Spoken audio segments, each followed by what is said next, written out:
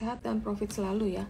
Hari ini kita akan menyelenggarakan webinar edukasi kepada masyarakat pasar modal dan smart retail investor pada khususnya untuk lebih mengenal bahasan yang akan kita paparkan siang ini. Jadi siang ini kita mengadakan webinar edukasi dengan Bapak Alvin Baramuli, founder dari Algo Research. Mungkin kita juga udah sering dapat ya riset-riset dari Algo Research yang memang banyak sekali aku dapat komen-komen positif bahwa itu sangat gampang dibaca dan logikanya itu masuk semua dan banyak benernya.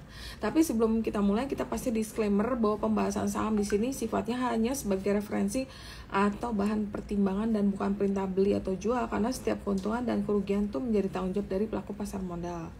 Alvin Baramuli hampir 10 tahun berpengalaman di industri finance dan capital market. Memulai karirnya di Citibank sebagai associate di bonds and FX sales trading dan juga corporate risk management, lalu menjadi analis di berbagai sekuritas seperti RHB, Bahana, dan aset management juga dia pernah di sana sebagai salah satu fund ya di CIMB Principal. Dan sektor yang sering di cover adalah banking, commodity, small atau mid cap, dan strategi. Algo Research adalah perusahaan independen yang dengan tujuan memberikan analisa ekonomi, politik, juga financial market yang kontrarian, lengkap, dan transparan. Oke, baiklah tanpa berlama-lama lagi, hari ini kita akan mulai webinar kita mengenai Market Outlook 2023 bersama Alvin Baramuli, founder dari Algo Research. Silakan Alvin, the floor is yours. Thank you, Ci. Thank you for the introduction. Selamat siang semuanya. Terima kasih juga udah datang ke call hari ini. Gua share screen ya. Ya, silakan.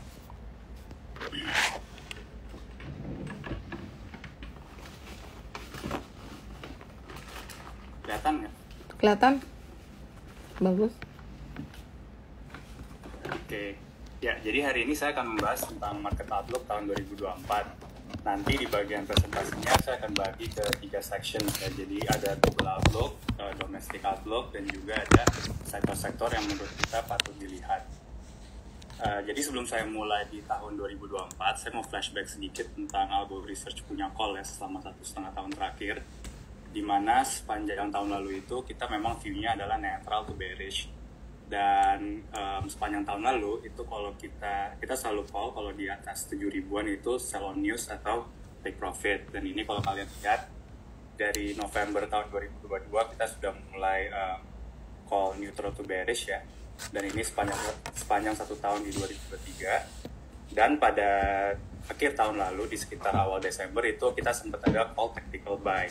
Dan ini lebih dikarenakan oleh Fed yang sudah mulai ada ancang-ancang untuk pivot, dan juga adanya election performance yang biasanya itu positif ya. Jadi memang sebelum pemilu itu biasanya ISG cenderung positif. Dan ini sepanjang. Tapi beberapa research kami di tahun ini, tapi kita tetap view-nya neutral to bearish. Dan kami beberapa research terakhir itu ada take profit ya. Atau kemarin terakhir minggu lalu kita ada keluarin research untuk ngomong bahwa mind the gap di 6.900. Jadi memang view kita untuk in the short to mid term itu lumayan rada to the downside. Dan ini beberapa call kita ya tahun lalu dan beberapa riset kita. Dan salah satu alasan kita kenapa sih kita tahun lalu itu netral dan belum ada melihat sesuatu yang positif, itu lebih karena seperti yang teman-teman tahu, komoditi itu yang dari positif jadi negatif ya tahun lalu. Dan ini kita sudah call di November tahun 2022. Kita juga ada strong conviction di structural domestic consumption weakness ya, dan mungkin kita salah satu house pertama kali yang call bahwa konsumsi itu akan mulai cenderung negatif dari tahun 2023, dan ini kita sudah mulai call di Februari tahun lalu ya. Kita juga melihat bahwa downstreaming itu memang ada positif ya, tapi untuk beberapa sektor saja. Jadi untuk secara keseluruhan di ekonomi Indonesia, proyek-proyek downstreaming itu justru menurut kami tidak terlalu positif seperti yang dinarasikan oleh pemerintah. Dan kami juga melihat bahwa pemerintah itu lebih pro bisnis dibandingkan dengan pro konsumsi. Jadi kalau konsumsi itu seperti yang teman-teman tahu semuanya itu hampir semua area itu bisa dipajakin ya, sedangkan kalau misalnya bisnis itu lebih banyak dikasih insentif. Dan terakhir itu kita melihat adanya K-shaped economy, di mana yang punya duit makin banyak duitnya, dan juga kalau misalnya yang low middle class itu makin kesulitan. Dan bagaimana kalau tahun ini? Ya, tahun ini kita masih netral dan cenderung ke downside juga ya. Dan ini di sebelah kanan saya sudah kasih lihat beberapa alasan kenapa kita itu view-nya seperti ini. Yang pertama itu adalah lacking of catalyst, di mana menurut kami ekonomi Indonesia itu masih akan stagnan di level 5%. Dan mungkin ini cenderung ada beberapa quarter bisa 4,8 atau 4,9.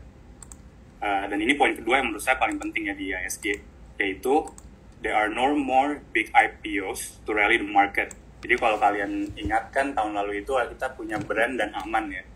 Dan karena mereka rally-nya kuat, itu tahun lalu juga bersama Barito Group itu sekitar November-Desember ya udah mulai rally. Dan mereka itu positive contribution-nya ke market sangat besar. Dan menurut kami, saham-saham momentum seperti itu harusnya tahun ini tidak akan naik sekencang tahun lalu. Dan kalau itu alasannya berarti katalis atau pendorong market itu akan sangat sulit, terutama apalagi nama-nama momentum ini hanya tinggal menunggu exit liquidity ya. Jadi ini tinggal menunggu adanya apakah mereka masuk MSCI atau tidak. Jadi kalau tidak masuk itu justru cenderung risk off. Dan dari sisi fundamental ini kami juga melihat bahwa ada late stage, ini kita udah di late stage recovery untuk perbankan dan juga large caps. Jadi sekilas nanti akan saya bahas, cuman contohnya adalah tahun ini 5 bank terbesar di Indonesia by market cap ya, termasuk jadi BRI, Mandiri, BCA, BRIS, BNI, itu total profitnya 10%. Total profit ya, ekspektasi market. Tahun lalu itu 22%. Dan ini 10% itu untuk the next 3 years ya, jadi udah mulai normalize earnings mereka. Dan keempat itu monetary policy, itu masih tight, jadi interest rate itu suku bunga masih tinggi, liquidity juga masih akan ketat. Dan walaupun nanti misalnya memang ada penurunan suku bunga atau pivot, kami view-nya adalah belum tentu ini pivot atau penurunan suku bunga karena hal yang bagus. Again, nanti kita akan discuss. Dan terakhir itu adalah resiko inflasi yang menurut kami bisa akselerasi kembali. Dan ini akan further weakening consumption di Indonesia ya. Jadi memang sekarang kan kalau menurut analisa kami bahwa banyak fund-fund atau analis itu masih belum expected ya kalau misalnya nanti ada resiko inflasi, karena sekarang narasinya adalah semua itu pivot, makanya kita bisa rally. Dan untuk pergerakan market tahun 2024, view kami itu cenderung akan mirip dengan tahun 2019, dimana kalau kita lihat di chart sebelah kiri ini, yang warna biru itu adalah 5 tahun lalu ya, 2018-19, dan yang ungu itu adalah tahun ini dari tahun lalu. Jadi menurut kami view-nya akan sama, jadi akan cenderung flat.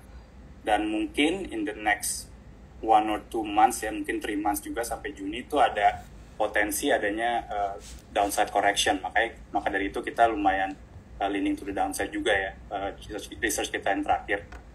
Dan alasan kami kenapa tahun ini akan mirip dengan 5 tahun lalu, itu karena dari sisi fundamental maupun flows itu semuanya mirip juga ya. Terutama dari sisi makro. Jadi 2024 growth rate itu masih 5%, sama dengan 5 tahun lalu. Sama-sama ada pemilu, sama-sama interest rate naik dan liquidity ke IM itu cenderung melemah.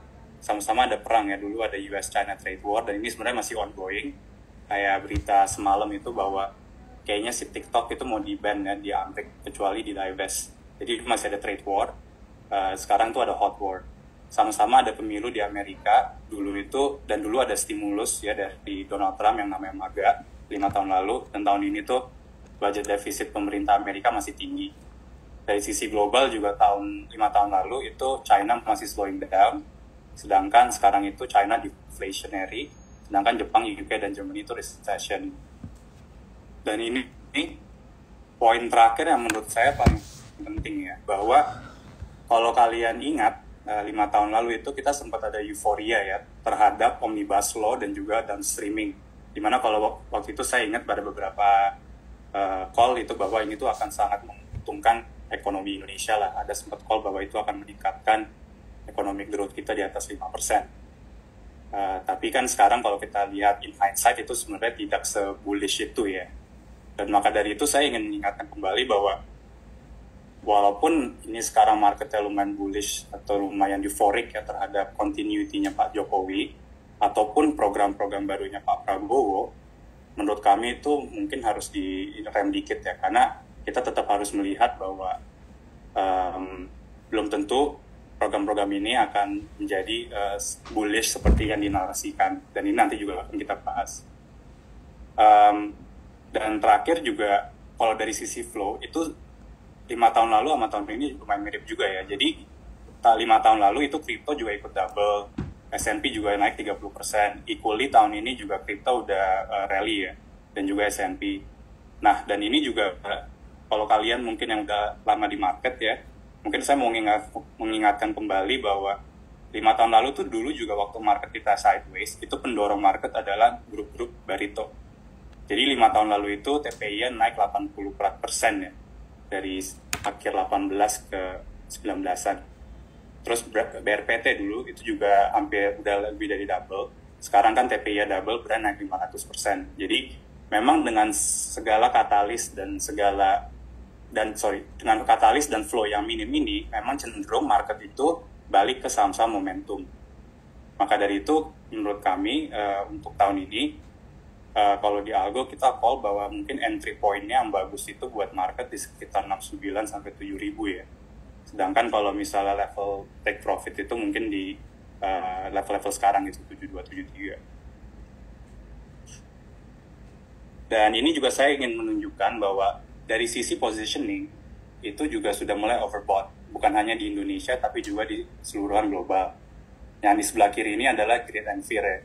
Jadi ini menunjukkan bahwa di S&P itu sekarang positioningnya atau sentimennya udah lumayan extreme greed, jadi udah lumayan too overbought. Di sebelah kiri bawah adalah posisi asset manager global yang sekarang menunjukkan juga levelnya di overbought. Dan ini di sebelah kanan, ini kita ada di Algo kita selalu membuat ini ya, in-house indicator. Dan untuk Algo Research sendiri kita ada indicator namanya Algo Research Liquidity Indicator atau ARKLIN. Dan ini adalah chart yang bawah nih yang naik turun warna biru, sedangkan yang ungu itu adalah IHSG. Jadi yang di sini yang mau saya tunjukkan adalah untuk ARKLIN setiap kali dia naik itu cenderung IHSG naik, itu artinya IHSG didorong oleh likuiditas yang oke itu ya, atau saham-saham dengan likuiditas yang tinggi. Jadi selalu kalau misalnya IHSG naik, ini naik, turun. Dan ini cenderung hampir mirip, hit rate-nya lumayan oke. Tapi kalau kita lihat di Maret atau dari Januari ke Maret tahun ini, itu liquidity-nya turun, tapi marketnya naik. Ini artinya dari model kita itu menunjukkan bahwa IHSG itu kenaikan IHSG itu didorong oleh tidak didorong oleh liquidity. Maka dari itu kita melihat bahwa IHSG itu actually didorong oleh few stocks gitu. Contoh bulan ini aja, sekarang tanggal 9 ya, jadi 9 hari ini terakhir itu bulan ini kenaikan itu didorong oleh TPIA. Makanya kita melihat karena satu nama itu bisa menaikin market, maka dia naik, tapi liquidity turun karena yang naikin cuma dia doang. Bahkan kalau misalnya kita mau quantify kenaikan BRI dan BMRI kayaknya equal dengan kenaikan TPIA kalau nggak salah. Tuh. Dan ini kita juga ada model yang lain ya. Jadi contohnya kita ada namanya Algo Research Big Cap Indicator atau ARKBIN, dan juga ada Algo Research Momentum Signal atau ARMS. Ini saya mau zoom in lagi menunjukkan bahwa sebenarnya tuh IHSG bukan di drive, atau kenaikan IHSG itu cenderung bukan di drive oleh saham-saham fundamental, contrary to what analysts believe. Sebenarnya IHSG itu didorong oleh saham-saham momentum.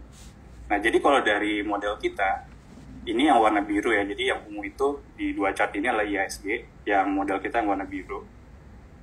Kalau teman-teman lihat, sebelum tahun 2020, yang biru itu selalu di atas yang ungu, artinya model kita leading. Dan ini artinya big caps di IHSG itu leading, di mana saham-saham big caps itu mendorong kenaikan ataupun penurunan dari, saham-saham big cap itu mendorong penurunan atau kenaikan dari IHSG.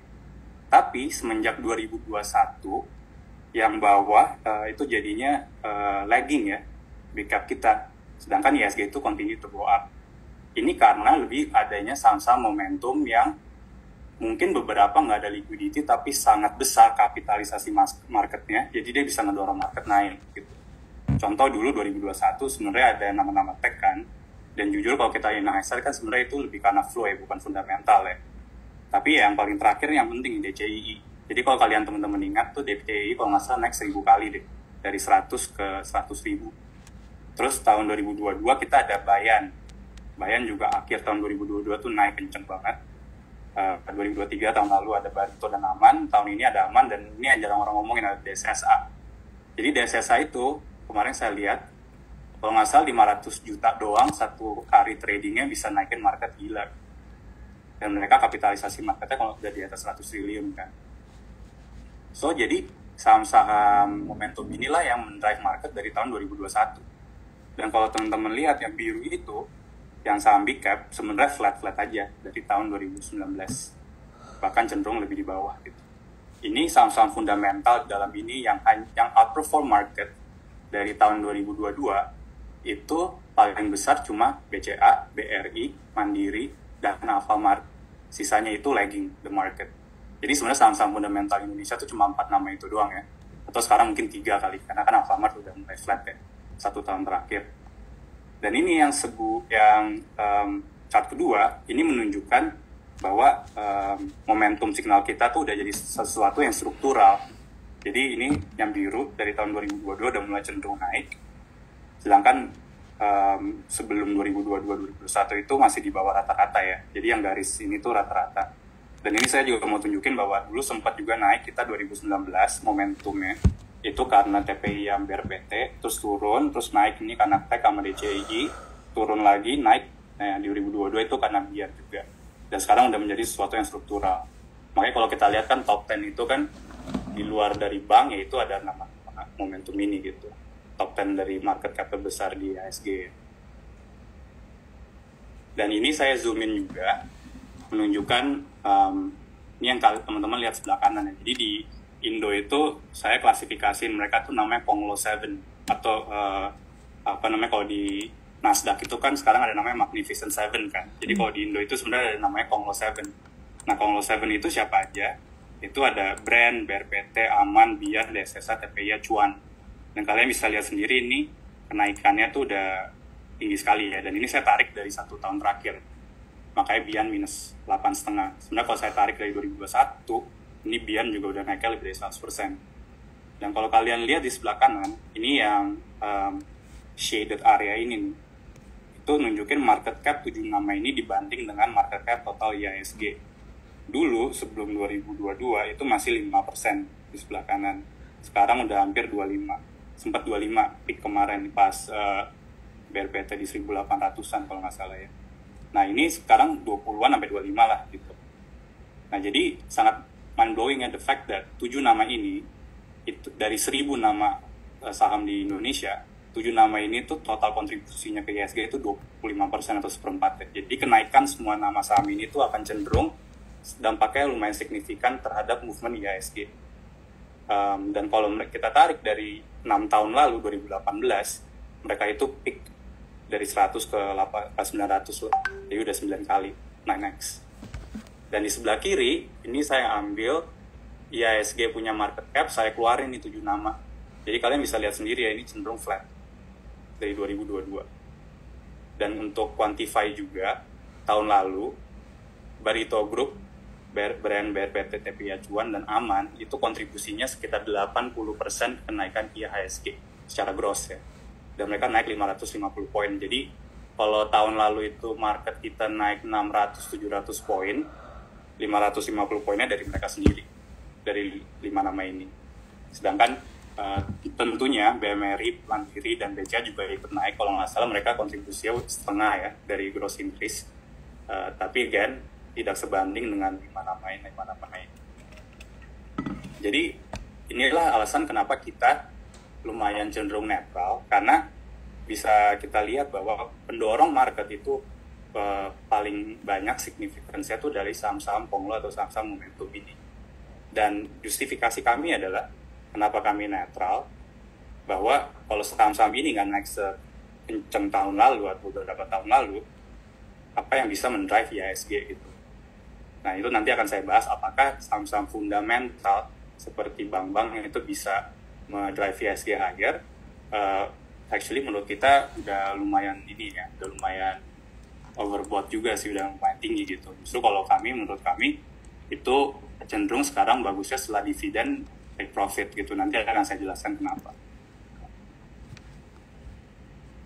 Nah, ini saya mau bahas sedikit tentang global outlook ya. Jadi di sini saya mau bahas tentang interest rate, suku bunga, inflasi, dan juga potensi resiko yang menurut saya bisa membuat market itu correction downside sekitar 8%-an atau 6%. Jadi yang pertama itu tentang pivot ya.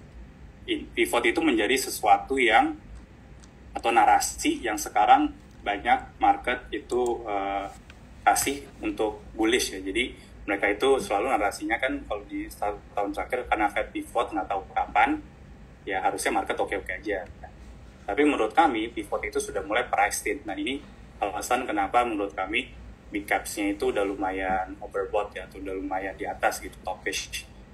Jadi kalau kalian lihat di chart ini, itu market pricing of interest rate cut itu udah cenderung lebih less dovish ya. Yang 3 bulan lalu Desember itu mereka ekspektasi turun 7 kali, dan pertama kali penurunan suku bunga di Maret, itu sekarang cuma expect 3 kali, dan pertama kali turun itu di Juni. Yang menjadi resiko adalah kalau misalnya di US masih kencang growth-nya dan inflasi itu masih belum di bawah atau mendekati target the Fed di 2%, apakah nanti kita memang melihat adanya pivot, ya kan?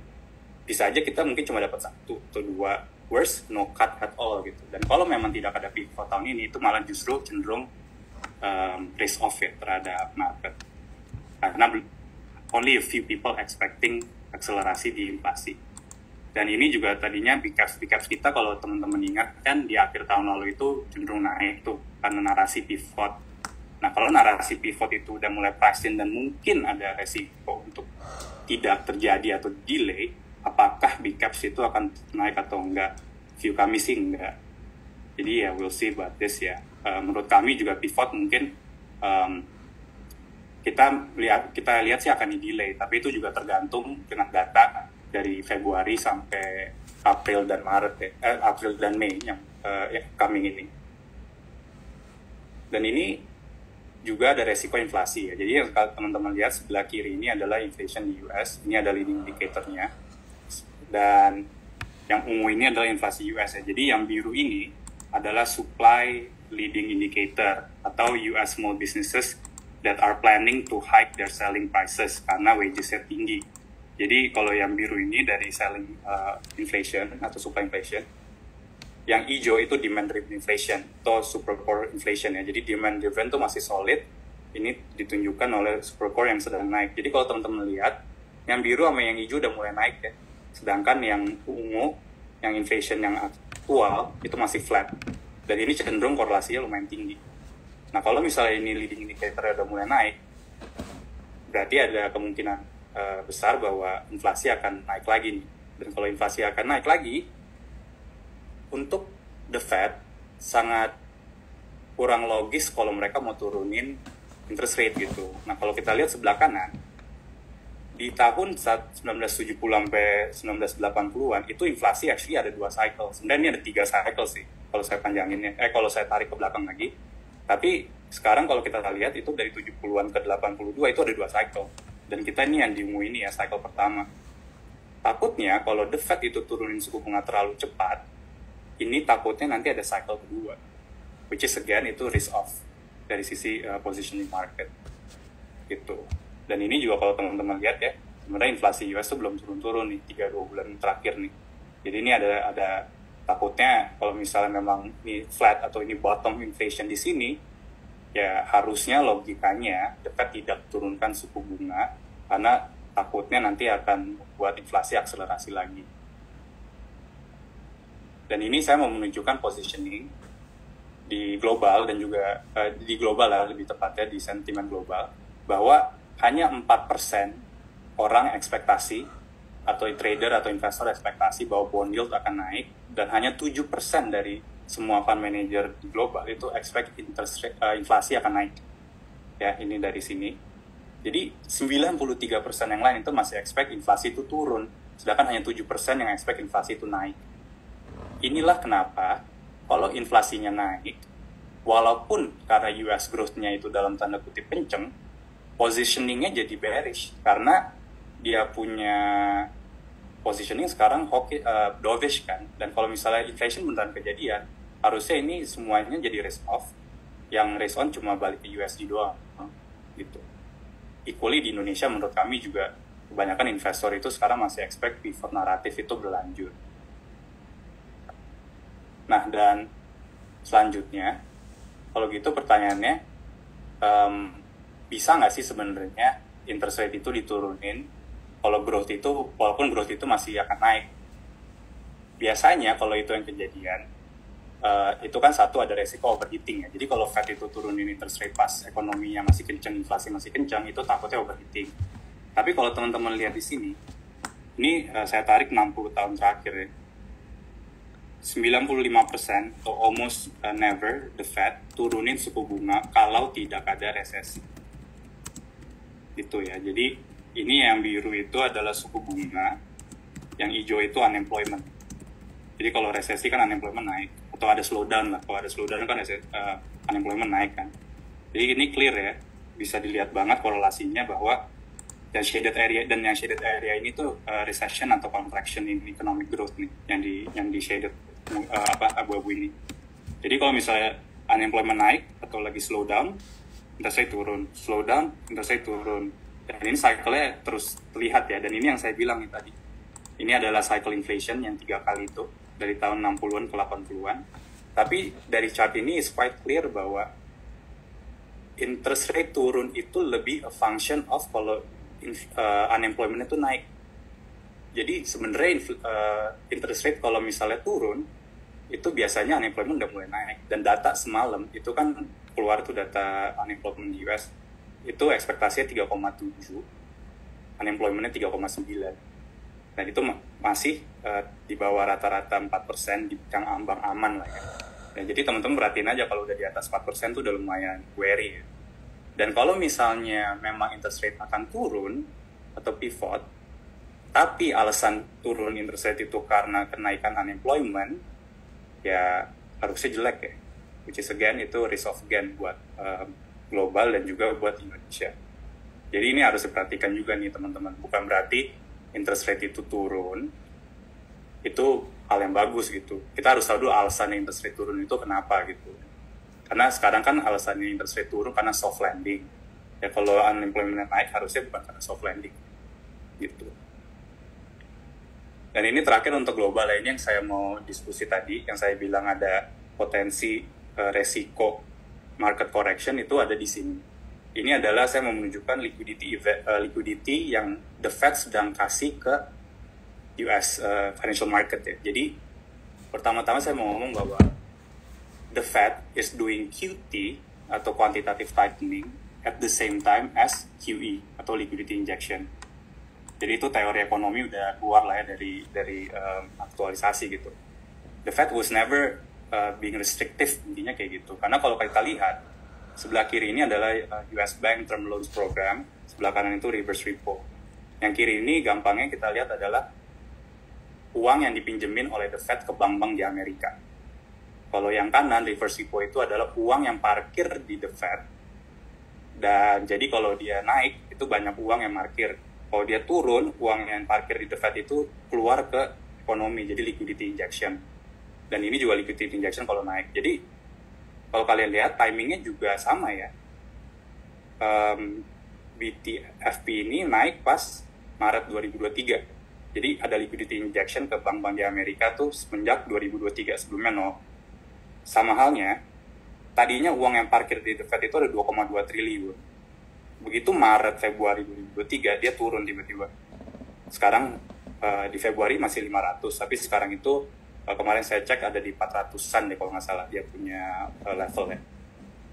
Jadi ini adalah sebenarnya semenjak krisis SVB yang tahun lalu itu di Maret 2023, itu the Fed udah ngasih liquidity injection ke financial market gitu.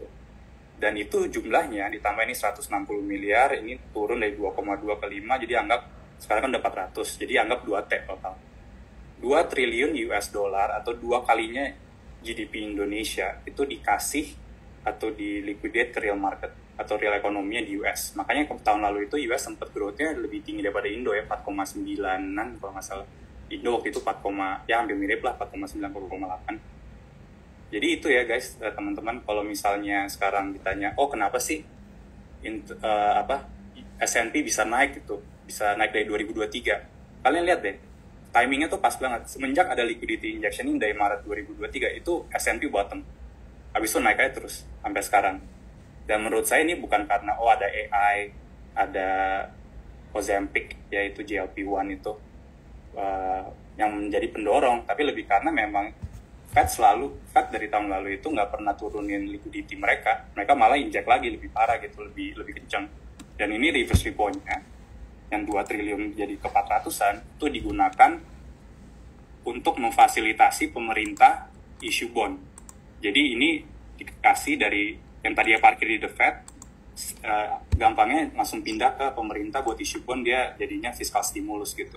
Maka US tuh nggak jadi resesi ya tahun lalu gitu. Nah, yang jadi permasalahan adalah ini yang sebelah kiri, yang sebelah kiri itu udah nggak ada di semenjak actually 2 hari lagi ini udah stop, tanggal 11 Maret kalau nggak salah. Jadi liquidity ke bank-bank Amerika tuh udah stop 2 hari lagi, lusa.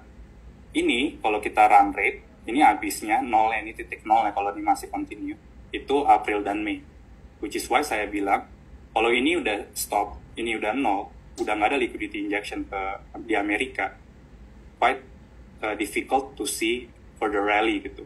Kecuali the Fed nggak stopin ini, jadi atau nanti mungkin mereka ada wacana lain gitu. Jadi with liquidity ini set to expire, ini recipe buat liquidity event in the near term. Jadi ini teman-teman harus monitor juga, takutnya ini jadi downside, yang jadi correction market.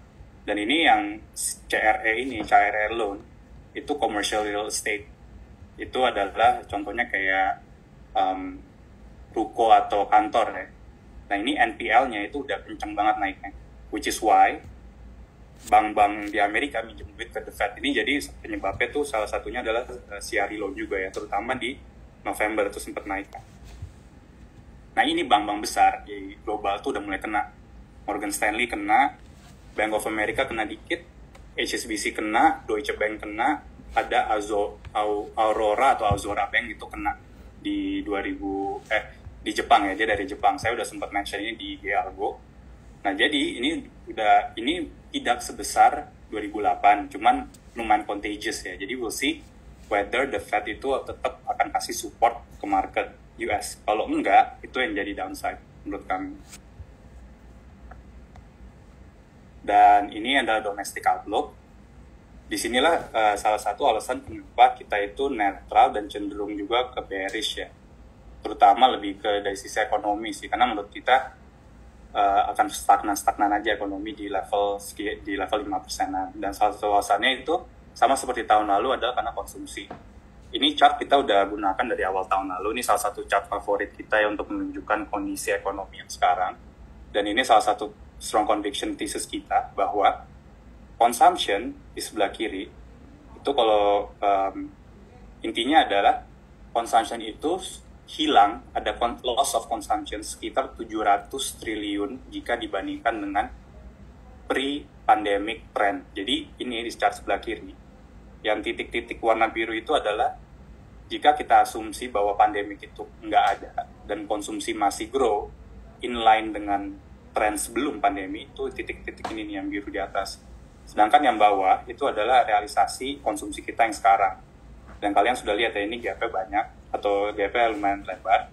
Dan ini terakhir 2023 tuh saya hitung 700 triliun.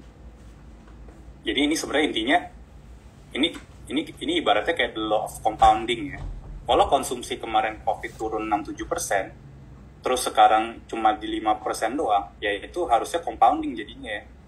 Tetap ada kehilangan gitu. Kita nggak sampai ke level yang sebelumnya gitu. Harusnya kan kalau ekonominya turun 6, harusnya naiknya 8 supaya balik ke normal kan. Tapi kalau turun 6 naiknya 5 kan nggak nutup kan tren yang sebelum pandemi gitu. Jadi inilah yang ditunjukkan oleh chart tersebut. Jadi pie-nya itu udah mulai shrinking dan ini sekitar 700 triliun. Kenapa? Karena again less income, loss of jobs, dan pemerintah itu menurut saya kurang targeted ya pada spending. Paling gampangnya adalah anything to do with consumption punya income itu dipajakin gitu. Dan menurut kami less income itu karena lower employment quality dan juga stagflasi ya, karena ada inflasi juga kan. Dan ini saya mau note bahwa walaupun sekarang kesannya itu inflasi 2%, tapi menurut saya sih realnya harusnya nggak 2% nih. Dan juga kan kalau misalnya kita lihat harga-harga pangan itu juga udah naik. Dan ini kita sempat mention di Februari atau Maret tahun lalu gitu, bahwa harga pangan itu akan struktural, akan naik gitu. Jadi adanya resiko stagflasi dan juga lower employment quality. Loss of jobs itu lebih karena sektor-sektor labor intensif kayak tekstil itu banyak PHK-nya. Dan ini not to be confused manufacturing sama downstream gitu. Dan ini yang sebelah kanan cuma menunjukkan bahwa trennya itu udah kelihatan bahwa dulu kontribusi konsumsi ke GDP kita itu sekitar 54-55, sekarang tuh cuma 52-51, dan ini di bawah tren. Nah, ini slide yang menurut saya paling penting dan jarang sekali dibahas sama analis ya. Kita itu di Indonesia sudah mengalami yang namanya pergantian structural change dari labor market kita. Jadi labor market kita ini saya bagi atas sektor formal dengan sektor informal. Sektor formal itu paling gampang kalian lihat kayak orang digaji lah ya. Pokoknya semua orang yang digaji, yang dapat gaji bulanan, itu termasuk kategori formal. Sisanya, ibu rumah tangga, ART, businessman, business owner, semuanya part-time, itu semua informal gitu. Nah ini dari chart sebelah kiri ini lumayan clear, bisa dilihat bahwa pas 2017 sampai Februari 2020, jadi sebelum COVID, yang menjadi job gains atau penambahan employment di Indonesia itu rata-rata kebanyakan sektor formal, jadi orang banyak dapat gaji. Ini kumulatif, jadi dari Agustus 17 sampai Februari 20, penambahan 5,1 juta orang di sektor formal, sedangkan di sektor informal cuma 1,4. Tapi setelah pandemik lumayan clear ya, bahwa dari Maret atau Februari akhir 2020 sampai sekarang, Agustus 2023, itu 8,6 juta orang masuk sektor informal, dan hanya 200.000 yang masuk sektor formal. Dan ini gampangnya kalau kalian lihat di Agustus, itu ini minus 6,2 ya, jadi ini pas pandemi kemarin lockdown banyak yang di PHK, tentunya orang-orang ini kan tetap harus cari makan, cari income, jadi mereka pindah ke sektor formal. Nah gitu, dan ini trennya masih kelihatan. Ini kalau sektor formal nih banyak kan ya kayak Telegram, influencer gitu-gitu juga masuk nih ya di sektor informal. Dan ini 8,6, kalau saya jabarkan lagi, itu 6 juta orang self-employers, jadi buat business owner, buat bisnis sendiri, ini yang 200.000 dari employees. Part-time naik 1,9 juta, ini orang yang kerjaannya 1 atau 2 ya, lebih dari 1 lah part-time jobs, atau nggak full-time ya. Family unpaid workers naik 800.000 dan unemployed naik 900.000.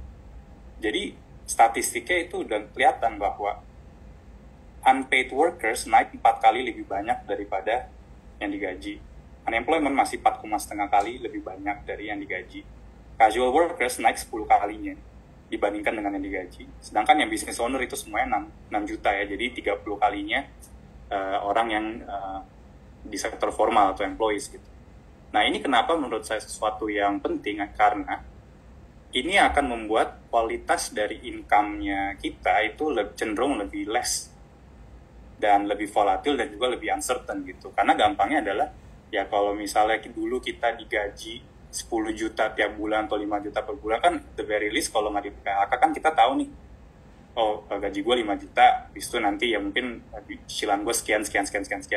Tapi kalau jadi business owner, satu, belum tentu untung bisnisnya. Kedua, tiap bulan kan kita nggak tahu dapat revenue atau enggak gitu. Jadi income-nya lebih volatile dan lebih uncertain dan juga lebih less gitu. Dan ini semua kejadi karena formilnya kena PHK, sektor-sektor yang ngasih PHK terbanyak itu belum balik, maka dari itu orang ada less jobs availability di Indonesia gitu, which is why consumption juga ikut turun ya. Dan ini yang tadi saya bilang rising layoff, ini yang di sebelah kiri menunjukkan rising layoff itu udah lumayan kelihatan tren ya di 2023, ini naiknya udah berkali-kali lipat ya. Dan ini terutama terjadi di Jawa Barat dan Jawa Tengah, which is berarti kan ini sektor-sektor yang di manufaktur ya, yang di luar dari downstreaming. Tapi walaupun demikian di Sulawesi Tengah itu juga salah satu jadi top 5 locations dari rising layoff. Dan ini trennya itu naiknya kenceng banget di 2023. Alhasil dari ini semua, income growth di Indonesia, kalau kita adjust dengan inflasi itu udah kontraksi dari 2023. Jadi lumayan inline ya. Karena ada PHK, karena ada less income, lebih uncertainty, consumption-nya lebih turun, itu income growth-nya juga jauh lebih rendah dibandingkan sebelumnya. Dan ini sempat ada kenaikan di 2021-2022, lebih karena pent-up demand sama stimulus. Tapi sekarang karena udah exhausted, ya ini kontraksi semua. Jadi sekarang gaji itu kalau kita kurangin inflasi, itu kontraksi jadinya ya, malah kalah sama inflasi. Gitu. Nah, jadi kalau konsumsi itu tidak menjadi pendorong market atau ekonomi, yang mendorong tuh apa? Yang mendorong tuh ekspor. Itu clear bahwa ekspor itu rata-rata growth dari 2020 itu menopang pertumbuhan ekonomi kita.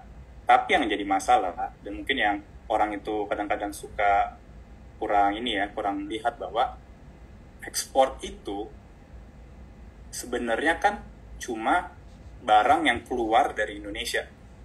Itu goods and services out of the country. Gitu. Ekspor itu bukan uang masuk ke Indonesia, by the way. Jadi kalau misalnya ada pencatatan nih, ekspor kita 1 triliun gitu. Iya, barang keluar dari Indonesia kan makanya namanya FOB. Barang keluar dari Indonesia 1T, tapi uangnya masuk belum tentu 1 triliun.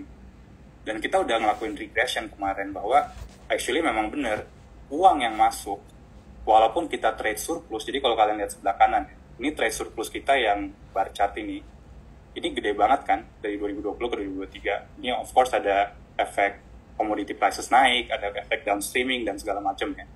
Dan ini jauh lebih besar dari 2011 atau 2020. Trade surplus kita nih. Berarti kan technically harusnya kita banyak uang masuk. Tapi kalau kita lihat dari trade multiplier, itu uang yang masuk actually lebih rendah dibandingkan 14 tahun yang lalu. Jadi, makanya kalau teman-teman bingung kenapa sih 14 tahun lalu itu pas komoditi naik, housing market boom, orang beli Ferrari banyak, konsumsi di mana-mana, F&B itu bergairah. Ya karena uangnya balik di Indonesia. Sekarang uangnya nggak balik karena export proceeds, uang yang mereka terima dari penjualan itu rata-rata diparkir di luar negeri, bukan di Indonesia. Gitu. Nah, maka dari itu ada less multiplier effect pada ekonomi Indonesia sekarang gitu dibandingkan 15-14 tahun lalu. Dan saya mau catat juga bahwa Bank Indonesia sudah melakukan kebijakan untuk mengatasi hal ini, di mana mereka itu sudah memberikan policy yang namanya DHE ya. Jadi dana hasil ekspor itu biar bisa balik ke Indonesia dengan cara mereka kasih insentif suku bunganya itu kalau nggak disamain dikasih lebih tinggi lah dibandingkan Singapura ya, atau dimanapun mereka taruh gitu. Tapi actually rata-rata banyak kan dulu kalau nggak salah di Singapura ya. Nah, tapi menurut saya, satu, dia baru diketokkan kalau nggak salah akhir 2022-2023 awal ya. Berarti damage-nya has been done, gitu. Udah lumayan reaktif lah policy-nya. Kedua, ini kan cuma insentif. Jadi bukan berarti karena ada insentif orang itu willing buat balikin duit ke Indonesia. Nggak ada gitu. Beda sama Cina ya. Kalau Cina itu kan capital control gitu. Jadi kayak dulu saya kerja di bank. Kalau misalnya capital control itu berarti sebelum ekspornya bisa kekirim, uangnya juga harus masuk ke dalam negeri gitu. Nah kalau kita kan nggak gitu ya, jadinya trade receivable kan. Nah ini, maka dari itu menurut saya ini susah nih kalau misalnya kita mau terlalu tergantung kepada downstreaming atau ekspor. Yang menjadi masalah adalah gimana caranya kita balikin duitnya balik ke Indonesia. Alhasil dari ini semua, money supply growth di Indonesia itu per Desember tahun lalu itu the lowest in 20 years. Jadi tahun lalu M2 kita cuma tumbuh 3,5%. Ini terendah dari 20 tahun lalu. Maka dari itu kita, kalau teman-teman bingung kenapa ekonomi activity kayaknya lesu ya karena emang putaran duitnya itu lesu gitu. Dan ini udah rebound-nya ke 5,4, tapi menurut saya trennya udah lower sih. Jadi ini harusnya menurut saya sih PR pemerintah atau PR ya ke depan itu menjadi harus gimana cara kita mendongkrak ekonomi dari sisi konsumsi ya. Dan ini baru saya mau masuk ke sektor yang harus dimonitor ya. Ini jadi saya mau bahas tadi, kan saya sempat mention ya bahwa di big caps itu kami masih netral karena menurut kami profitnya itu akan normalisasi. Jadi ini kalau kita lihat untuk big five banks ya, jadi ini adalah Mandiri, BRI, BCA, BNI, dan BRIS. Ini teman-teman lihat yang di tengah itu adalah kumulatif combined growth-nya, net profit growth, earnings growth. Kalau kalian lihat yang biru, yang hijau itu adalah year on year profit growth-nya ya, combined gitu. Nah, tahun lalu 5 bank ini secara total tumbuh 22% earnings. Tahun ini cuma 10, tahun depan 11, tahun depan lagi 11. Dan ini adalah ekspektasi pasar. Nah, jadi saya mau ingatkan bahwa kalau teman-teman baru mulai invest atau trade pas saat 2021, terus ngelihat bank-bank besar, wah gila growth-nya 50-an, 40-an, 20-an ya kayak gini nih. Kalau di tabel yang pertama bawah ini, kayak pas 2021 kan karena recovery, BMRI, Mandiri naik 60-an. Terus 2022 masih naik 60-an, 40-an. Tahun lalu pun BMRI naik 30-an ya. Tapi udah slightly more normalized buat semuanya. Nah, tahun ini harusnya lebih normalized lagi. Gitu. Dan ingat juga, Mandiri, ekspektasi pasar per kemarin hari Friday, itu growth-nya cuma 5,5% tahun ini, earnings. Tambah dividen, kemarin berapa dividen? 3,5%, jadi anggaplah udah 9% kenaikan earnings growth plus dividen tahun ini. Gitu. Dan sedangkan kalau yang di kolom bawah ini adalah share price kenaikannya year on year, dan kalau 2024 tentunya year to date ya. Jadi tahun lalu secara keseluruhan, di luar dari dividen, rata-rata kenaikan 5 bank ini tuh 20. Sekarang aja year to date udah 20. Tapi growth-nya tahun lalu 22, tahun ini 10%. Berarti ada sesuatu yang menarik market atau menarik bank-bank ini di luar dari fundamental kan. Nah, di situ kita turn ke kiri, ini flow. Ya. Nah, ini saya jabarin semua flow-nya dari tiap bank. Jadi ini ada BCA, BRI, Mandiri, BNI, BRIS. Ini dari 4 Desember tahun lalu sampai 8 Maret. Ini yang ungu, itu pivot point atau kayak yang saya bagiin ya biar enak lihatnya. Jadi kalau teman-teman lihat, dari 4 Desember ke 14 Desember tuh kita net sell terus ya. Inflow asingnya asing by the way. Inflow foreign flow itu sell. 14 Desember ada ancang-ancang pivot, baru dia buy semua nih, hijau-hijau rata-rata ya, secara rata-rata hijau. Lalu di 18 Januari itu dia mulai merah karena take profit atas pemilu election uncertainty ya. Tapi di Februari itu udah mulai hijau lagi gitu. Nah, ini lebih karena ada dua hal. Memang kita dapat flow dari China, karena China itu jelek, jadi flow-nya balik ke IM. Dan yang kedua, menurut saya lebih tepatnya karena orang udah ekspektasiin kalau Pak Prabowo akan menang 1 putaran. Nah, itu makanya saya tandai di sini 15 Februari flow. Tapi ingat, ini flow cuma last 2 hari ya, 15, 16, habis itu udah merah lagi. Ini dari 19 Februari sampai 5 Maret kemarin, itu merah take profit semua. Makanya marketnya stagnannya itu di 72. Nah, ini saya tandain lagi per Rabu minggu lalu atau minggu ini, 6 Maret, itu sempat ada 2 flow nih hari Kamis sama kemarin hari Jumat. Ini karena ada FOMC dan Fed bilang, oh kita tetap pivot. Makanya dia ada flow lagi masuk sih. Ini dari sisi foreign flow. Jadi, sebenarnya sekarang big banks itu udah di drive sama flow, udah bukan di drive sama fundamental lagi gitu. Dan inilah mengapa menurut saya itu kita netral aja gitu. Dan kalau misalnya ada susah juga sekarang kalau misalnya udah habis dividen, udah nggak ada katalis lagi karena sekarang profitnya normal aja di 10-an persen. Setelah dividen mungkin kalau flow-nya masih ada bagus, kalau nggak ada kan susah juga ya untuk ini bank-bank naik lagi gitu, rally lagi. Nah, disitulah kenapa menurut kami it's best kalau di level 73-an itu mulai inilah kalau punya profit ya silakan, tapi kalau mau chase the market jangan, terutama di bank-bank besar.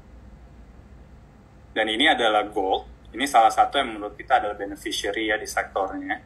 Dan kalau memang nanti ada koreksi market ke bawah, kita view-nya di algo itu switch dari banks ke commodity,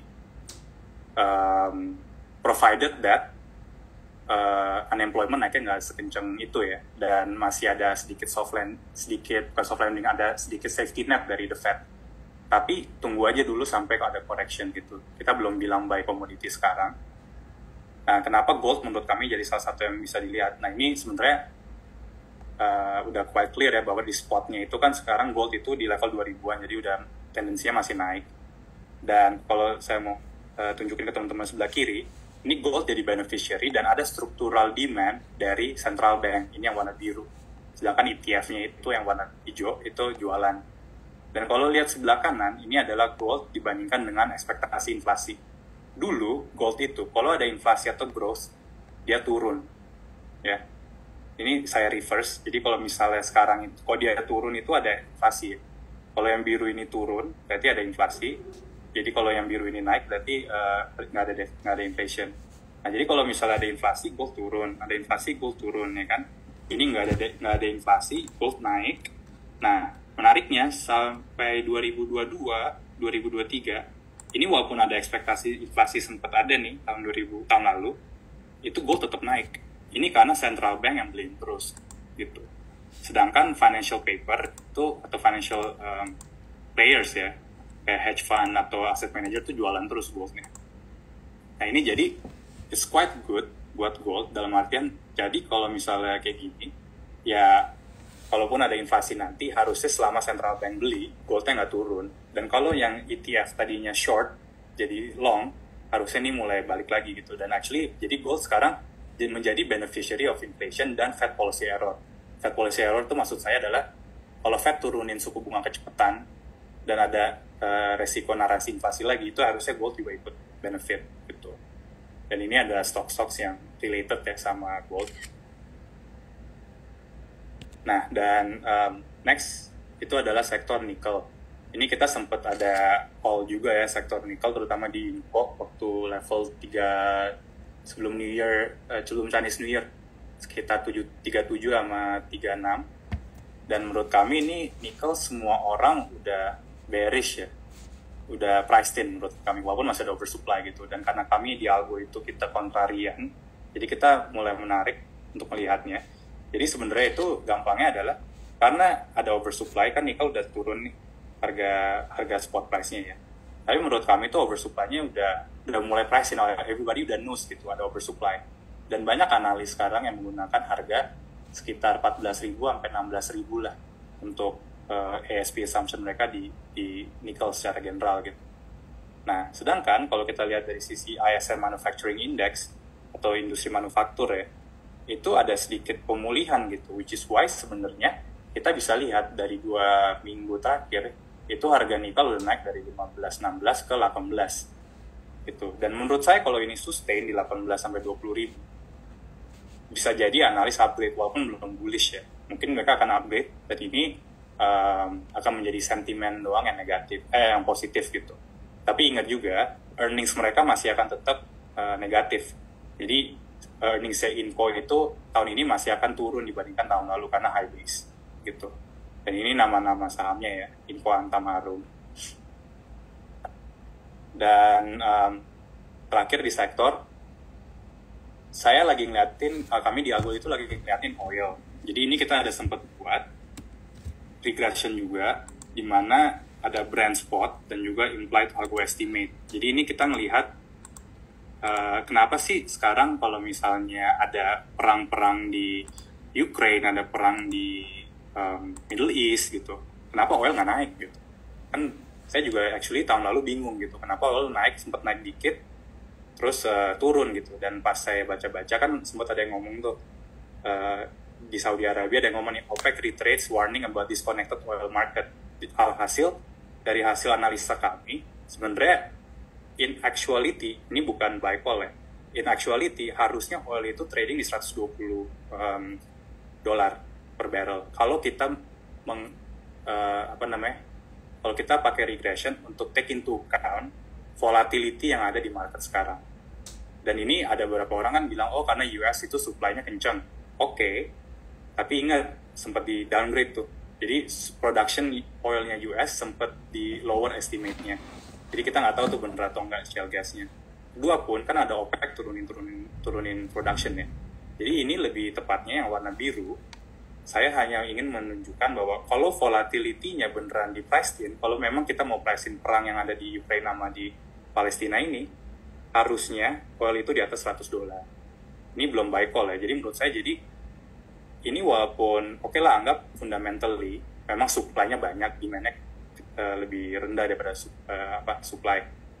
Tapi lumayan comfort bahwa oil price masih steady di 70-80-an aja, regardless adanya supply yang lebih banyak, ataupun nanti kalau misalnya demand itu berkurang. Karena kan sekarang China aja the biggest buyer aja kan, sekarang growth-nya itu nggak terlalu kencang. Jadi ini selama masih di sini-sini aja, menurut saya menarik untuk dilihat aja buat breakout. Gitu. Kalau dia emang breakout di atas 85-90, harusnya dia balik lagi ya. Tapi again, ini narasinya jelek untuk inflation. Karena kalau ini naik, berarti inflasinya naik. Kalau inflasinya naik, again, berarti pivotnya delay lagi. Kalau pivotnya delay, berarti risk off again buat large caps. Gitu. Dan ini related stocks-nya. Dan terakhir dari presentasi saya cuma mau singgung dikit tentang programnya Pak Prabowo yang baru ya, yang free lunch. Tapi kita di market itu, obviously kita tahu there's no such thing as a free lunch kan. Nah, jadi ini saya cuma analisa sedikit yang saya mau tunjukin. Ini Pak Prabowo ini kan programnya targetnya 83 juta orang yang buat program susu gratis. Dan kemarin Pak Erlangga kan juga sempat nyebut tuh kalau misalnya di luar dari susu nanti budgetnya 15.000 ya. Padahal saya juga jujur nggak tahu nih kenapa 15.000. Harusnya terlalu rendah, mau makan apa juga nih 15.000 kan. Tapi kalau anggaplah 15.000 plus 10.000 sama susu gitu. Jadi total programnya itu tiap hari 25.000 per orang. Saya asumsi tiap bulan itu ada 20 hari sekolah, jadi 500.000. Jadi total termasuk over budget 20% yang menurut saya konservatif, itu sekitar 600 triliun cost untuk pemerintah tiap tahun. Dan ini, yang kanan atas adalah alokasi pemerintah nih. Jadi tahun ini di edukasi 600, healthcare 180-an, dan sebagainya ya. Dan ini yang kolom adalah, saya mau kasih lihat ini lebih tepatnya yang terakhir nih, yang surplus atau defisit pemerintah. Jadi kalau kita asumsi progresnya itu bertahap, tahun ini 5% karena Pak Prabowo dilantik ya Oktober ya kalau nggak salah. 5%, tahun ini 20, terus terusnya sampai 100. Jadi ini 596 ini, yang ini ya, sama 100%. Ini baru satu periode ya, kalau Pak Prabowo 2 periode kan berarti tambah lagi tuh 600 kali 5 ya. Nah ini, saya asumsi semua, expense sama income-nya saya samain semua 2024. Intinya jadi surplus atau defisit kita itu sekitar 2,8 tahun depan, 2 tahun lagi baru di atas 3%. Baru nanti sampai 4%. Nah ini kenapa menurut saya harus hati-hati, dan kita juga belum tentu bullish ya sama hal ini. Itu karena ada beberapa hal. Pertama, higher equity or not necessarily. Yang pertama adalah free lunch program ini menurut kami itu nggak produktif. Karena kalau teman-teman perhatiin, marketnya itu 77% anak TK sampai SMP. Berarti mereka itu belum mengkontribusi ke ekonomi Indonesia kan. Jadi hari ini makan, besok tetap sekolah nggak kerja gitu. Jadi ini bukan produktif ya, dalam artian orangnya itu berarti bukan akan kasih multiplier effect dari sisi productivity atau labor gitu. Nah sedangkan kalau itu yang kejadian, menurut kami itu malah akan menjadi sesuatu yang inflasi. Karena demand-nya untuk makanan ini naik, baik itu demand dari ayam, dari nasi, dari susu, tapi menurut kami supply-nya itu unlikely to follow gitu. Contoh nasi, kita aja import. Dan yang research kami yang terakhir, itu menyebutkan actually ini udah hal yang struktural gitu di Indonesia, bahwa nasi itu akan terus naik. Nah nasi udah naik, dan supply nasi kita juga makin turun gitu. Jadi ini demand-nya naik, supply-nya nggak ngikut. Makanya menurut kami ada inflasi gitu. Dan anak-anak ini kan nggak mungkin, ya nggak tahu sih saya, cuman highly unlikely mereka makan siang di sekolah, malamnya nggak makan gitu. Harusnya kan kalau memang mereka makan 1 kali sehari, sekarang jadinya 2 kali kan. Bukan jadinya habis itu let go makanan selanjutnya gitu. Dan untuk higher deficit ini harus ada bond issuance dong.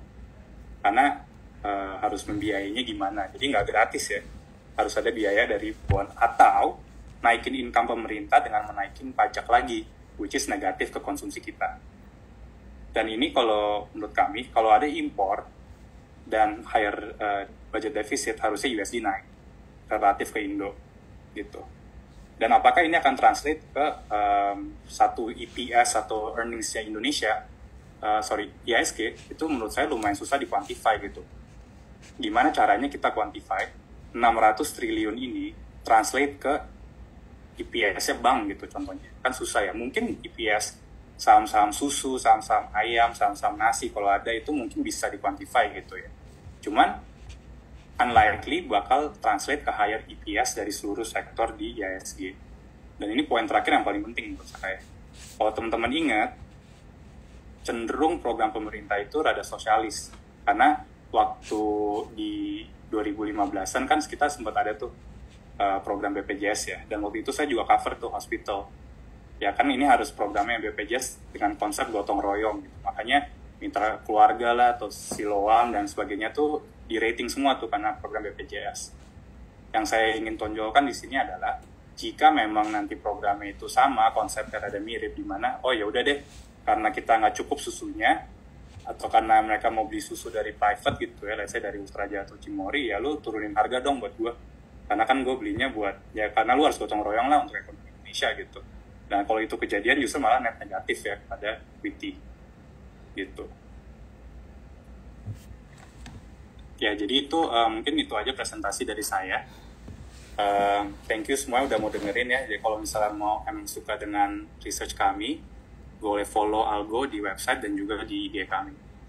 Thank you semuanya. Ci, gue balikin dulu ya. Oke. Thank you banget. Ini banyak banget komen-komen dari temen di grup, gila katanya nih daging semua. Ada juga yang komennya berasa kuliah lagi nih katanya gitu. Dan ternyata surprisingly hari ini walaupun hujan-hujan, teman-teman malah rame banget hari ini. Karena memang algoritma itu menurut kita, menurut aku dan menurut beberapa temen yang lain yang udah follow kita dari awal, memang menyajikan bukan kayak asal ngomong ya, tapi memang ada data, ada supported strong reason di balik rekomendasi dia. Bahkan di sini teman kita ada yang bilang bahwa ini di antara semua analis yang bullish nih kayak beda sendiri nih katanya. Ya gak apa-apa, orang kan punya pemikiran dan punya pendapat yang berbeda, dimana algoritma ini independen, jadi dia gak ada keterikatan harus mengikuti siapa atau menggunakan siapa. Jadi bener-bener itulah keuntungan daripada independen, kagak ada pesanan gitu loh, kagak bisa di kontrol juga. Dan mungkin itu yang bisa kita sedikit kasih background mengenai algoritma tadi. Oke, mungkin kita akan masuk langsung ke Q&A ya. Tadi memang seru banget, detail banget. Jadi aku juga sebenarnya udah banyak sih yang udah dijawab dari report tadi gitu. Jadi sebenarnya jadi nggak terlalu banyak pertanyaan, tapi mungkin kita akan ngomong tadi soal banking, tapi ini kayak banyak juga yang nanya. Ya udah kalau nggak kita jawab dulu deh pertanyaan yang di sini nih, kayaknya udah banyak pertanyaan, kita takutnya ntar kalau gue nanya kelamaan. Oke, kita mulai dari yang di atas. Mana? Belanja infrastruktur tahun 2024 naik, 2025 diramalkan naik. Nah, sektor konstruksi mana yang bisa bagus? Konstruksi nih, kita kayak belum bahas nih. Kalau kita di Algo kurang suka sih yang konstruksi, karena menurut kita ya udah kelihatan ya, walaupun misalnya sekarang itu satu anggaran budget pemerintah dari sisi konstruksi itu korelasinya gak ada sama kenaikan harga saham dari saham-saham konstruksi gitu. Dan kalau kita ingat tahun 2015 setelah Pak Jokowi itu program infrastructure, again kayak saya bilang kan programnya jadinya gotong royong ya, makanya itu sekarang kita ngelihat banyak konstruksi, saham-saham konstruksi kan utangnya tuh gede banget gitu. Jadi menurut saya ya kita sih bearish atau kurang suka dengan sektor konstruksi, dan terutama untuk IKN pun harusnya lebih tepatnya nunggu aja sih, mendingan daripada kita tuh early, mendingan tunggu nanti detailnya nanti mau gimana gitu. Kalau misalnya nanti saham-saham konstruksi ini ataupun semen ya nanti disuruhnya gotong royong atau apa debt-nya itu disuruh yaudah lu naikin lagi deh, lu punya utang gitu, ya harusnya jelek lagi gitu. Mungkin kita gitu. Mungkin lebih buat trading kali ya. Trading kalau ya kalau buat invest mungkin nggak terlalu ideal karena secara kalau kita tahu kan resultnya laporan keuangannya juga babak belur, jadi kayaknya kurang, makanya algoritma ini kan memang mengkedepankan fundamental. Dari secara fundamental itu untuk sektor konstruksi terutama yang BUMN itu kayak kurang menarik kan, jadi mungkin itu buatnya kurang suka lah gitu. Semen juga mungkin ya tahu deh, semen lu nggak demen, bukannya semen udah bottoming juga? Gue sempat demen tahun lalu, sempat nulis, cuman nggak naik. Iya emang analis gue juga banget. suka loh, tapi nggak naik juga Karena nggak ada flow. Itu ini ya, gue masih share screen ya. Iya Sebenarnya intinya yang paling penting tuh ini aja sih menurut saya. Ini mana ya, ini Yang kalau bukan soal momentum susah banget dapat flow di market tuh susah. Apalagi small cap gitu. Iya. Kalau memang mau trading, jujur mendingan ikut flow aja, ikut momentum gitu. Iya. Karena kalau misalnya terlalu ngikut, apalagi trading sahamnya small cap ya, karena nggak ada flow, jadi maupun dia profit naik 10 kali, flow-nya itu ya kalau nggak ada nggak akan naik gitu. Dan ini emang filosofinya algo juga ya, bahwa kita itu lebih percaya flow dibanding fundamental. Karena menurut kita kalau nggak ada flow, fundamental bagus pun nggak ada yang menarik sahamnya gitu. Maksudnya nggak ada demand lah dari sisi saham. Kan kalian kalau bisa juga nih kalian lihat kan, banyak saham-saham small cap atau mid cap gitu ya, yang nggak pernah bahas sama orang, tapi profitnya 100% naik, bagus sebenarnya perusahaannya bagus. Ya, saya nggak tahu apakah bagus atau enggak, cuman harusnya kalau dari kacamata cuma net profit kan bagus, cuman nggak naik-naik gitu, karena nggak ada flow, nggak ada momentum. Bener. Iya. Banyak banget kalau kita lihat saham yang kayak begitu. Terus. Ya, jadi maksudnya adalah ikut momentum aja. Kalau memang nanti ada beberapa sektor yang ikut momentum, ya ikut aja momentum. Karena menurut saya jangan idealis juga pakai gue maunya fundamental atau gue maunya flow gitu ya. Kalau selama bisa trading dan menghasilkan untung, ya why not gitu, kalau menurut kita sih gitu ya. Berarti riding on momentum. Nah ini sebenarnya pertanyaan agak ya masih nyambung sih, konstruksi dan properti. Ini ada yang mau nanya saham properti khususnya Summarecon. Ini katanya Summarecon turun terus. Properti bagaimana, properti rumah kecil dan rumah sedang? Sama sih properti juga. Vektor harusnya nggak ada lacking katalis sih, nggak ada katalis oleh properti gitu. Karena sekarang kan ya buktinya aja dengan narasi pivot pun susah dapat flow juga kan sektornya. Kecuali CTRA. Iya, kecuali yang gede gitu. Iya, CTRA. Jadi makanya memang di setiap sektor, di setiap industri, yang paling untung tuh yang paling besar. The biggest market cap dah. Kalau ya berdasarkan market cap, atau ya kalau memang ada flow-nya lah ya. Kayak contoh kayak misalnya bank. Semua flow kan ke Big Four kan, atau Big Five kan, ke BRIS kan. Tapi tiba-tiba ada aja tuh NISP naik, BNPA naik, ya kan? Karena memang ada flow gitu. Ya kita tahu lah flow-nya siapa kan. Kan banyak tuh value investor kan yang di sana kan. Gitu. Nah itu maksudnya. Jadi tapi ada juga bank-bank lain yang sebenarnya bagus, tapi nggak naik karena nggak ada flow-nya. Kayak Bank Danamon. Gila, Bang Danamon kurang apa coba, udah bagus, story bagus, resultnya juga oke, murah, tapi nggak naik-naik. Ya, nggak ada flow sih menurut saya.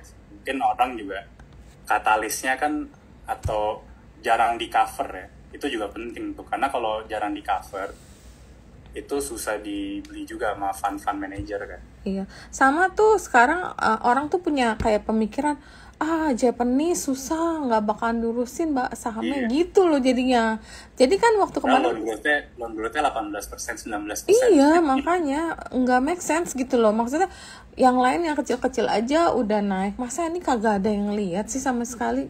Kadang kita juga gregetan ya, maksudnya kita kan juga ngikutin Danamon juga kan dari waktu itu ya, cuman ya gimana. Nah, dia tuh kalau soalnya dia tuh naik kalau ada M&A story doang, which is lucu karena sebenarnya dia udah ada M&A gitu, dia udah beli bisnisnya Standard Charter, makanya dia punya loan growth itu bisa 19%, karena consumer loan-nya dia aja naik 40% ya, karena dia M&A gitu. Tapi ya dan namun gitu, dia baru naik kalau misalnya M&A gede gitu. Kayak 2022 kan waktu itu sempat ada M&A ya, dan Panin kan. Oh iya benar-benar. Ya, terus nggak jadi. Jadi emang harus ada M&A, dan itu balik ke momentum, karena kan bukan fundamental yang mendorong pergerakan saham itu. Benar. Terus oke, jadi kalau Sumarecon itu kenapa nggak naik? Karena nggak ada flow dong berarti ya. Kayaknya resultnya juga kayak kurang ya. Kenapa? Sorry. Sumarecon itu nggak naik-naik, mainnya di 500-an. Karena resultnya kayak belum ngeliatin kurang dalam sih Sumarecon sih, karena kan kita jujur di algo analisnya gue doang soalnya. Iya. Jadi kita lebih ngeliatinnya sektor gitu. Sama kita kan kalau di algo itu kan kita lebih top down ya, ngeliatnya bukan bottom up. Tapi ya memang secara keseluruhan sektor propertinya itu kurang katalis aja gitu, nggak kayak pas tahun 2011 pas komoditi boom juga properti boom kan. Iya benar. Nah ada juga nanya prospek PANI.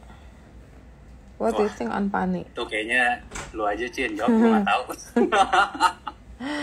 Ya kalau PANI sih mungkin ini bukan sektor properti juga sih, cuman ya karena ya gitu deh, mungkin karena big names di dalam itu jadi orang punya ekspektasi yang bagus tentang PANI, dan ya itulah story pick 2 lah gitulah. Nah terus nih ada yang nanya, BTPS layak koleksi nggak? Bila turun tuh sampai 1.200, itu BTPS gila loh, sampai ini new low ya? New low BTPS itu. 1290 kalau nggak salah. Iya, gila.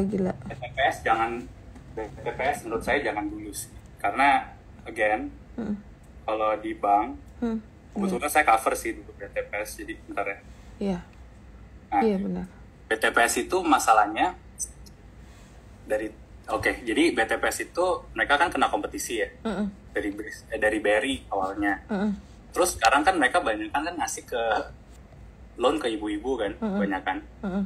Dan kemarin itu pas COVID mereka itu sempat dimintain pas NPL-nya tinggi karena COVID, itu pas mau minta collection atau recovery lagi tuh nggak boleh, karena banyak kan ibu-ibu ini PLSM gitu, lembaga-lembaga. Jadi kayak mereka collection-nya itu jelek, makanya dia punya provisi kenceng-kenceng terus, kan? Jadi fourth quarter kemarin gitu. Dan ini juga rada ngaruh sih yang BTPS dari top down ya, playoff. Karena marketnya mereka itu ibu-ibu, dan biasanya kan dulu tuh story-nya ya itu adalah ini ibu-ibu kan mereka yang megang duit nih dari jadi ada kepala keluarga yang kerja, tapi yang megang duitnya itu istrinya gitu kan. Nah iya, tapi sekarang kepala rumah tangganya aja udah kena layoff, kena PHK gitu. Jadi dari mana mereka mendapatkan source of income? Gitu. Berarti ini relate banget sama middle low ya? Middle low ya, sangat relate ke middle low, apalagi di daerah Jawa ya. Kalau kalian kan kelihatan nih, Jawa Barat, Jawa Tengah udah mulai ini ya kenceng ya ini PHK-nya. Dan juga BTPS mendingan nunggu akhir tahun, karena sekarang itu kan dia masih 1,1 kali price to book ya. Yes, saya sih menurut saya lebih suka kalau dia 0,9, 0,8. Dikit lagi kelihatannya, tapi harganya nggak tahu deh. Ya seribuan sih, di bawah 1.000 mungkin bisa layak dilihat. Aduh ya. Gila. Karena nanti mainnya adalah earnings growth aja balik. Iya, soalnya valuasinya sama BRIS tuh udah jadi jauh banget. Ya dia 1,1, BRIS 2,3 ya? Lupa deh. Kayaknya udah 3 deh by now gak sih? Iya. Iya, jadi yang menarik itu aja, karena BRIS-nya naik terus, ini turun terus. Jadi mungkin aku sempat suka sih kayak, aduh nih kejauhan nih valuation gap gitu kan. Tapi ternyata, resultnya keluar kaget. Jelek banget sih. Iya, dan kalau BRIS itu fund lokal banyak yang suka ya, karena kan menjadi alternatif dari big four banks lah gitu. Dan dia kalau kita lihat di sini kan profitnya naik tuh tahun lalu 34, tahun ini juga paling tinggi. Ini ekspektasi pasar ya. Jadi memang dari sisi kenyamanan orang ngeliatin earnings itu masih nyaman juga di Breeze gitu walaupun tinggi. Tapi kalau saya sih jujur nggak akan chase ya. Harga sekarang ya. Harga sekarang gitu. Dan harga 2. Nah ya, karena dan ini juga kelihatan ya ini mainan lokal asing, fund lokal ya. Iya. Ya fund lokal, karena ini sebelah paling kanan nih Breeze. Iya. Flow-nya ini ya cuma 50M, 30M. Sempet nih 100 nih. Ya habis itu kayak ini tipis. Kemarin 80-an gitu, makanya naik 4% kan. Cuman menurut saya sih ini lebih mainannya lokal ya, dan terutama karena kan dia mau dijual tuh. Atau mau di-divest lah ya. Ini juga udah dari story tahun lalu nih, kita sempat nulis juga di Breeze. Ya, jadi karena mereka mau divest ya cenderung harusnya tuh harga di push up, harga ditarik. Momentum gitu. Jadi yang jual itu pemegang saham yang BNI sama BRI aja kan, yang itu kan yang mau di divest. Iya, ya, harusnya yang itu. Ya tapi either way kalau orang mau jual kan harusnya maunya jual di atas lah ya. Oke. Terus, wah ini panjang banget ya pertanyaannya. Yang mana kita ambil dulu? Mungkin kita jawab tuh yang consumer sector. Consumer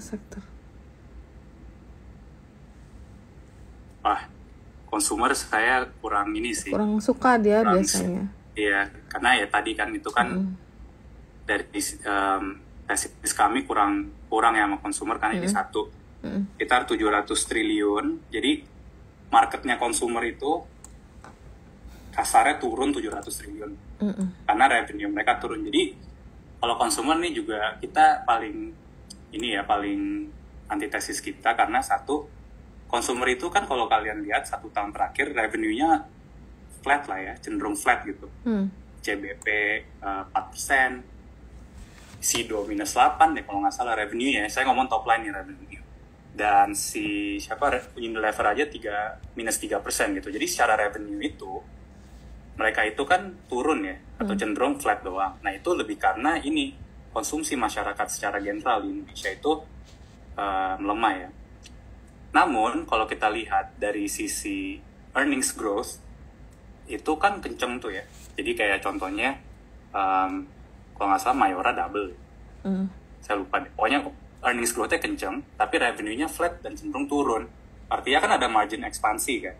Karena biaya-biaya raw materialnya dia gitu, biaya import cost-nya, biaya import itu turun dibandingkan tahun 2022. Berarti kan kenaikan EPS dari sektor consumer didorong oleh penurunan harga komoditi, bukan karena kenaikan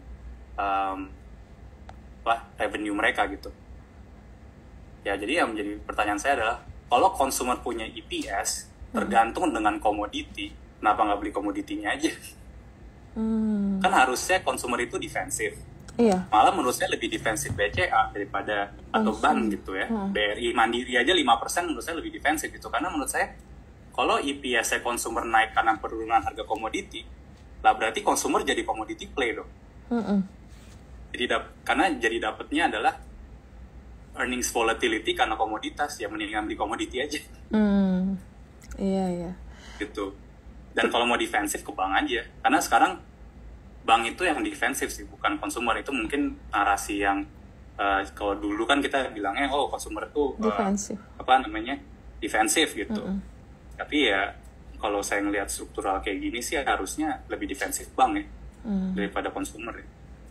Oke, terus ini ada pertanyaan menarik nih ya. Kebetulan memang beberapa hari ini kalau kita lihat PPN ini akan naik menjadi 12%. Nah, efeknya positif atau negatif terhadap perekonomian nama pergerakan IHSG?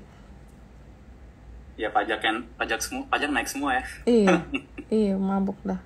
Berarti balik ke daya beli dong. Secara general harusnya itu kalau ke IHSG sendiri non-event ya, lebih ke non-event gitu. Tapi kalau dari sisi konsumsi ya again kena lagi. semua dipajakin. Karena pemerintah baru harus mencari duit, gimana caranya program-program baru ataupun program continuity harus dibayar gitu. Dan makanya budget defisit kan kita ngomongin. Tapi again, saya kadang-kadang suka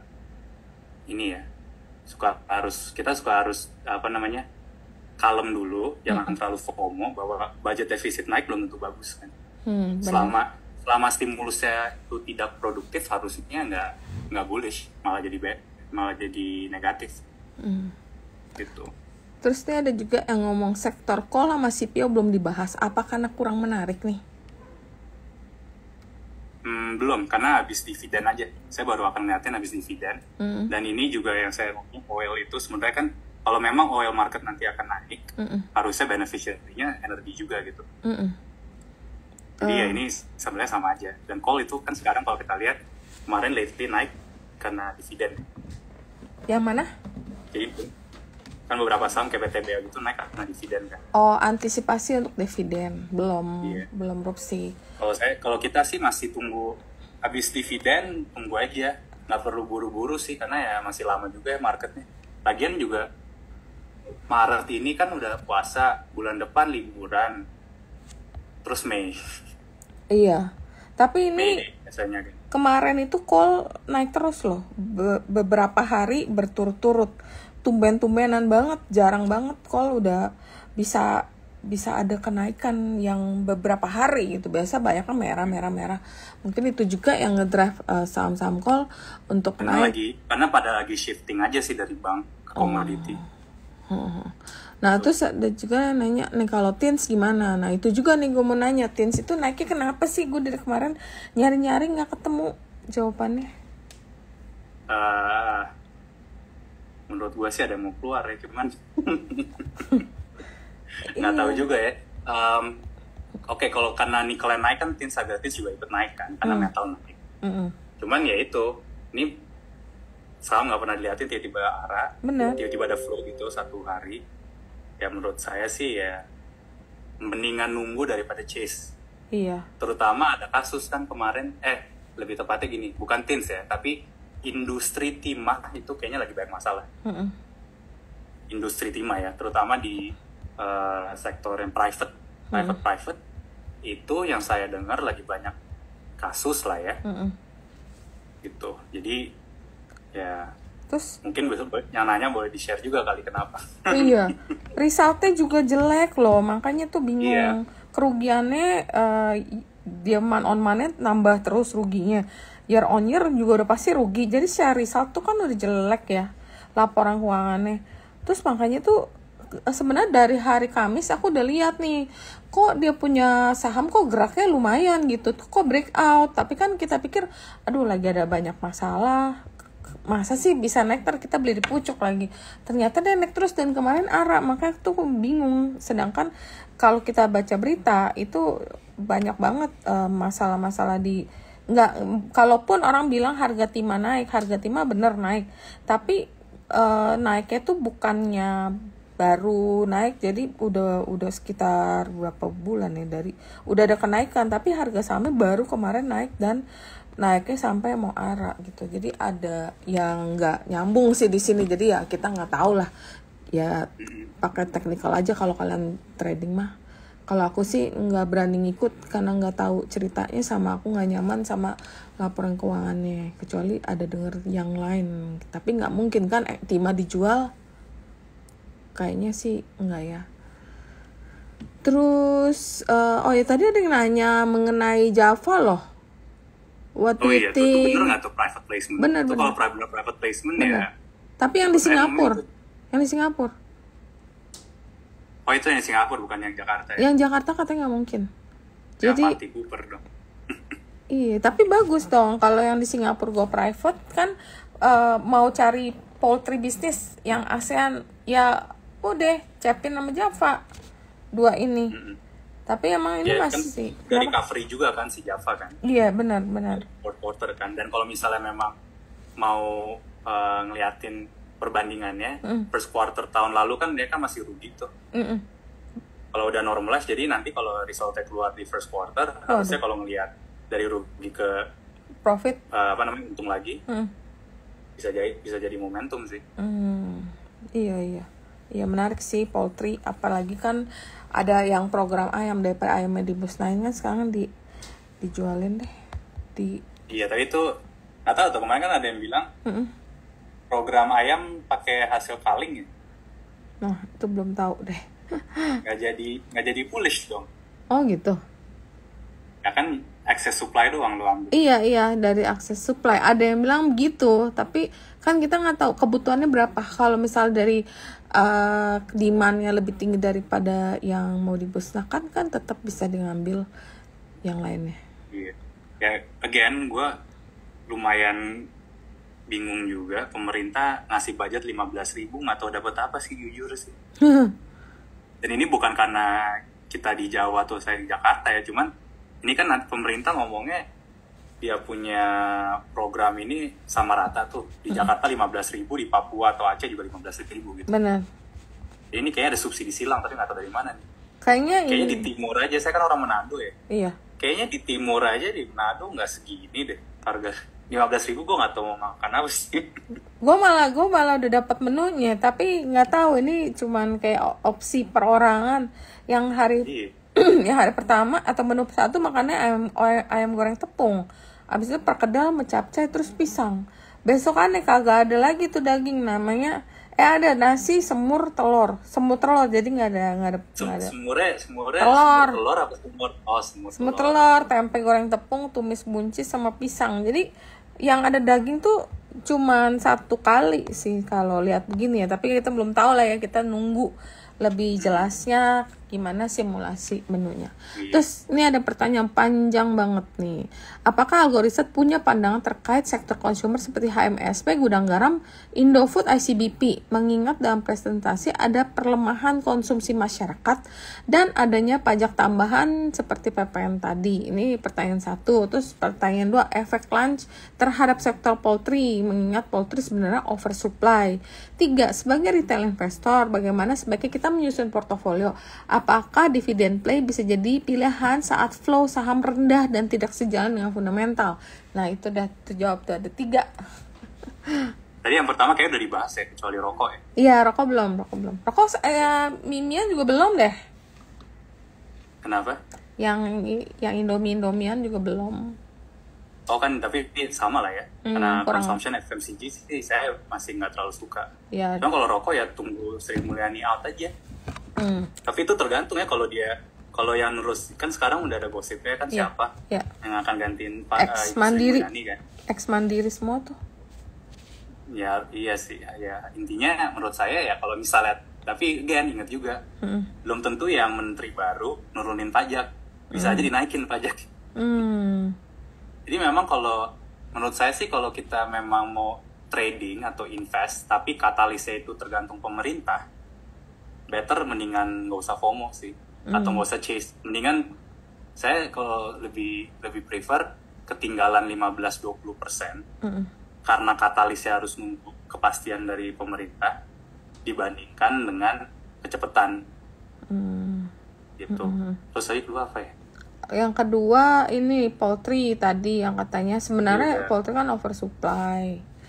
Freelance-nya ya tergantung nanti ya ngambil poultry itu ngambilnya dari mana? Apa dari? Oh yang ketiga itu ya, aset alokasi ya. Iya. Nah kalau ini rada contrarian sih, cuman kalau kita lihat IHSG ya secara general, atau mungkin kayak saham-saham yang dividen tuh bisa aja jadi aset alokasi, karena kan dividennya lumayan ya, apalagi komoditi gitu ya, 7-6% gitu sekarang. Cuman tergantung lagi balik ke orang ya, kalau dia bisa nahan ngelihat volatility-nya gitu. Karena kalau enggak, menurut saya daripada dividen mendingan bonds. Mandiri punya dividen kan, apalagi kita retail kan. Jadi kalau misalnya kita lihat Mandiri punya dividen kan 3,5 tuh. Ini kalau cuma purely mau dividen doang, buat dapat 3,5 mendingan beli bonds, dapat yieldnya 6,5 atau 6% gitu. Dan sebenarnya kalau dihitung gimana nih? Kalau dilihat gue nggak ada, cuman intinya gini, Ini kan yang ungu ini ya ISG nih. Oh iya. Ya kan yang ungu. Ini kalau saya tarik dari zamannya Pak Jokowi ya 2015, itu market rata-rata cuma naik 5%. Oh. Secara keseluruhan ya. Gitu, di luar yield. Jadi mendingan bonds, karena rata-rata bonds 6,5 sampai 7,5%. Ini kita, again menurut saya sih suatu ini ya, justru kalau bond yieldnya makin tinggi, sebagai retail harusnya lebih seneng tuh. Oh gitu ya. Sekarang aja gue taruh duit di Genius, dolar dapat 3,5%. Oh. Sama dong kayak yieldnya Mandiri gitu. Oh iya. Jadi maksudnya adalah Noris kalau lagi main ya? dividen ya, dan dividen itu long term ya. Iya. Karena kalau kita perhatiin kan dividen itu habis cum date naik, ex date jebol. Jadi emang harus nunggu compounding, tapi emang beneficial gitu. Jadi kalau misalnya memang mau aset alokasi di dividen doang, pergerakan sahamnya naik turun nggak masalah, ya why not. Tapi kalau emang, tapi again itu balik lagi ke ini, orang punya preferensi masing-masing. Iya benar. Oke. Tunggu, ini masih banyak banget sih yang nanya. Nih, kalau dari Algoriset sendiri tahun ini prefer atau overweight ke sektor mana aja? Di titik sekarang nggak ada. Tapi kalau ada market correction, komoditi. Gitu. Jadi kalau ditanya per detik ini kita nggak ada, makanya kita neutral to bearish kan. Maka dari itu, kalau saya sih ya jujur ya, kalau ada koreksi ini nih kayak gini nih di Mei atau Juni, baru saya mau ngeliatin mau beli yang mana. Karena kalau enggak di level 72-73 itu lumayan ini sih menurut saya, lumayan udah risk reward-nya udah nggak terlalu atraktif. Oh, oke. Terus ini nanya nih, MBMA sudah murah nih 530, apa bisa diserok sekarang? Nanti aja tunggu koreksi. Kalau misalnya mau main nikel ya itu sebenarnya ada nikel nama kalau nggak salah Harum deh, dia net profit kalau nggak salah ekspektasi naik. Tunggu bentar, gue lihat ya. NCKL. Berapa ya? Nggak, Harum. Lu demennya Harum? Dari sisi ini doang, EPS. EPS gross mana nih? Merdeka Battery Material itu MBMA ya lumayan kan, ada naik net income-nya kan tahun ini. Kalau misalnya, tapi saya nggak tahu tuh bener atau enggak. Jadi lihat aja first quarter, second quarter. Kalau misalnya first quarter, second quarternya emang bagus ya why not. Cuma kan sekarang itu yang EPS-nya oke buat nikel ya itu. Kalau Inco kan year on year pasti turun. Kalau Antam kayaknya flat atau minus dikit. Kalau tahun ini kayaknya Harum naik 10% gitu. Jadi ya udah. Iya. Ada di situ.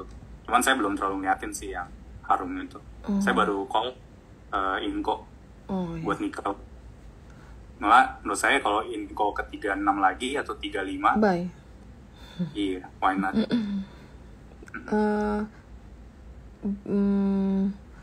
Mana sih? Apakah bullish di oil akan sustain di atas 80? Belum tahu. Ya nggak sih?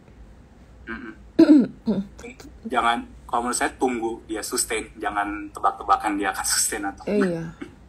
Efek cukai minuman manis? Non-event buat market. Nggak efek harusnya. Ya? Nggak efek ya? Iya, harusnya non-event. Sektor otomotif ya, tapi semuanya dipajakin aja pemerintah. Iya, buat dapetin ini pendapatan untuk kasih subsidi makan kan. Sektor otomotif beserta turunannya bagaimana ya? Kan banyak merek asing masuk Indonesia. Apakah akan ada perbaikan konsumsi sektor otomotif? Harusnya udah pikir tahun lalu ya.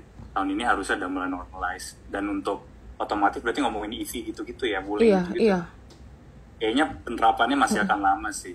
Jadi menurut saya jangan terlalu ini juga ngeliatin jangan terlalu bearish juga sama yang konvensional atau yang masih yang non EV lah gitu. Kedepannya kalau emang budget defisit masih di bawah 3% tapi inflasi bergerak naik, bukankah lebih baik untuk income growth?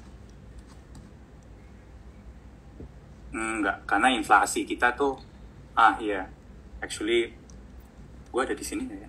Gue udah buat 2 presentasi soalnya. Oh, karena kita di Indonesia itu inflasinya didorong oleh supply. Kalau di US ini kan ada demand ya. Kalau Indonesia karena konsumsinya udah lemah, tambah inflasi dari sisi supply, pangan naik, harga-harga naik, ya udah itu berarti jadinya stagflasi. Gitu. Jadinya jelek gitu. Nah sekarang budget, again, higher budget deficit itu bukan sesuatu yang tergantung sih, ini budget defisitnya kenapa gitu naiknya. Jadi menurut saya mesti lihat juga gitu, kita kenapa ada budget deficit gitu. Apakah spending pemerintah nantinya tuh produktif atau tidak gitu. Karena kalau dilihat dari ini budget deficit yang mungkin akan kejadian, kalau ingat kan Pak Jokowi dulu waktu budget infra dia naikin, dia turunin subsidi. Iya. Ya kan 2015 tuh saya ingat tuh baru masuk market.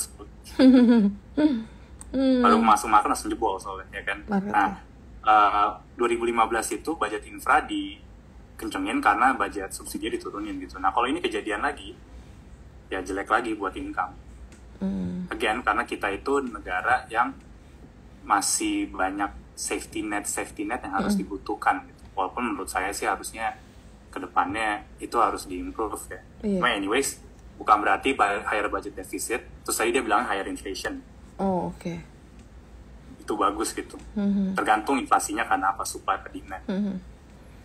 Oke, mungkin ini 2 pertanyaan terakhir ya, karena kita tuh sebenarnya udah memperpanjang sedikit nih waktunya.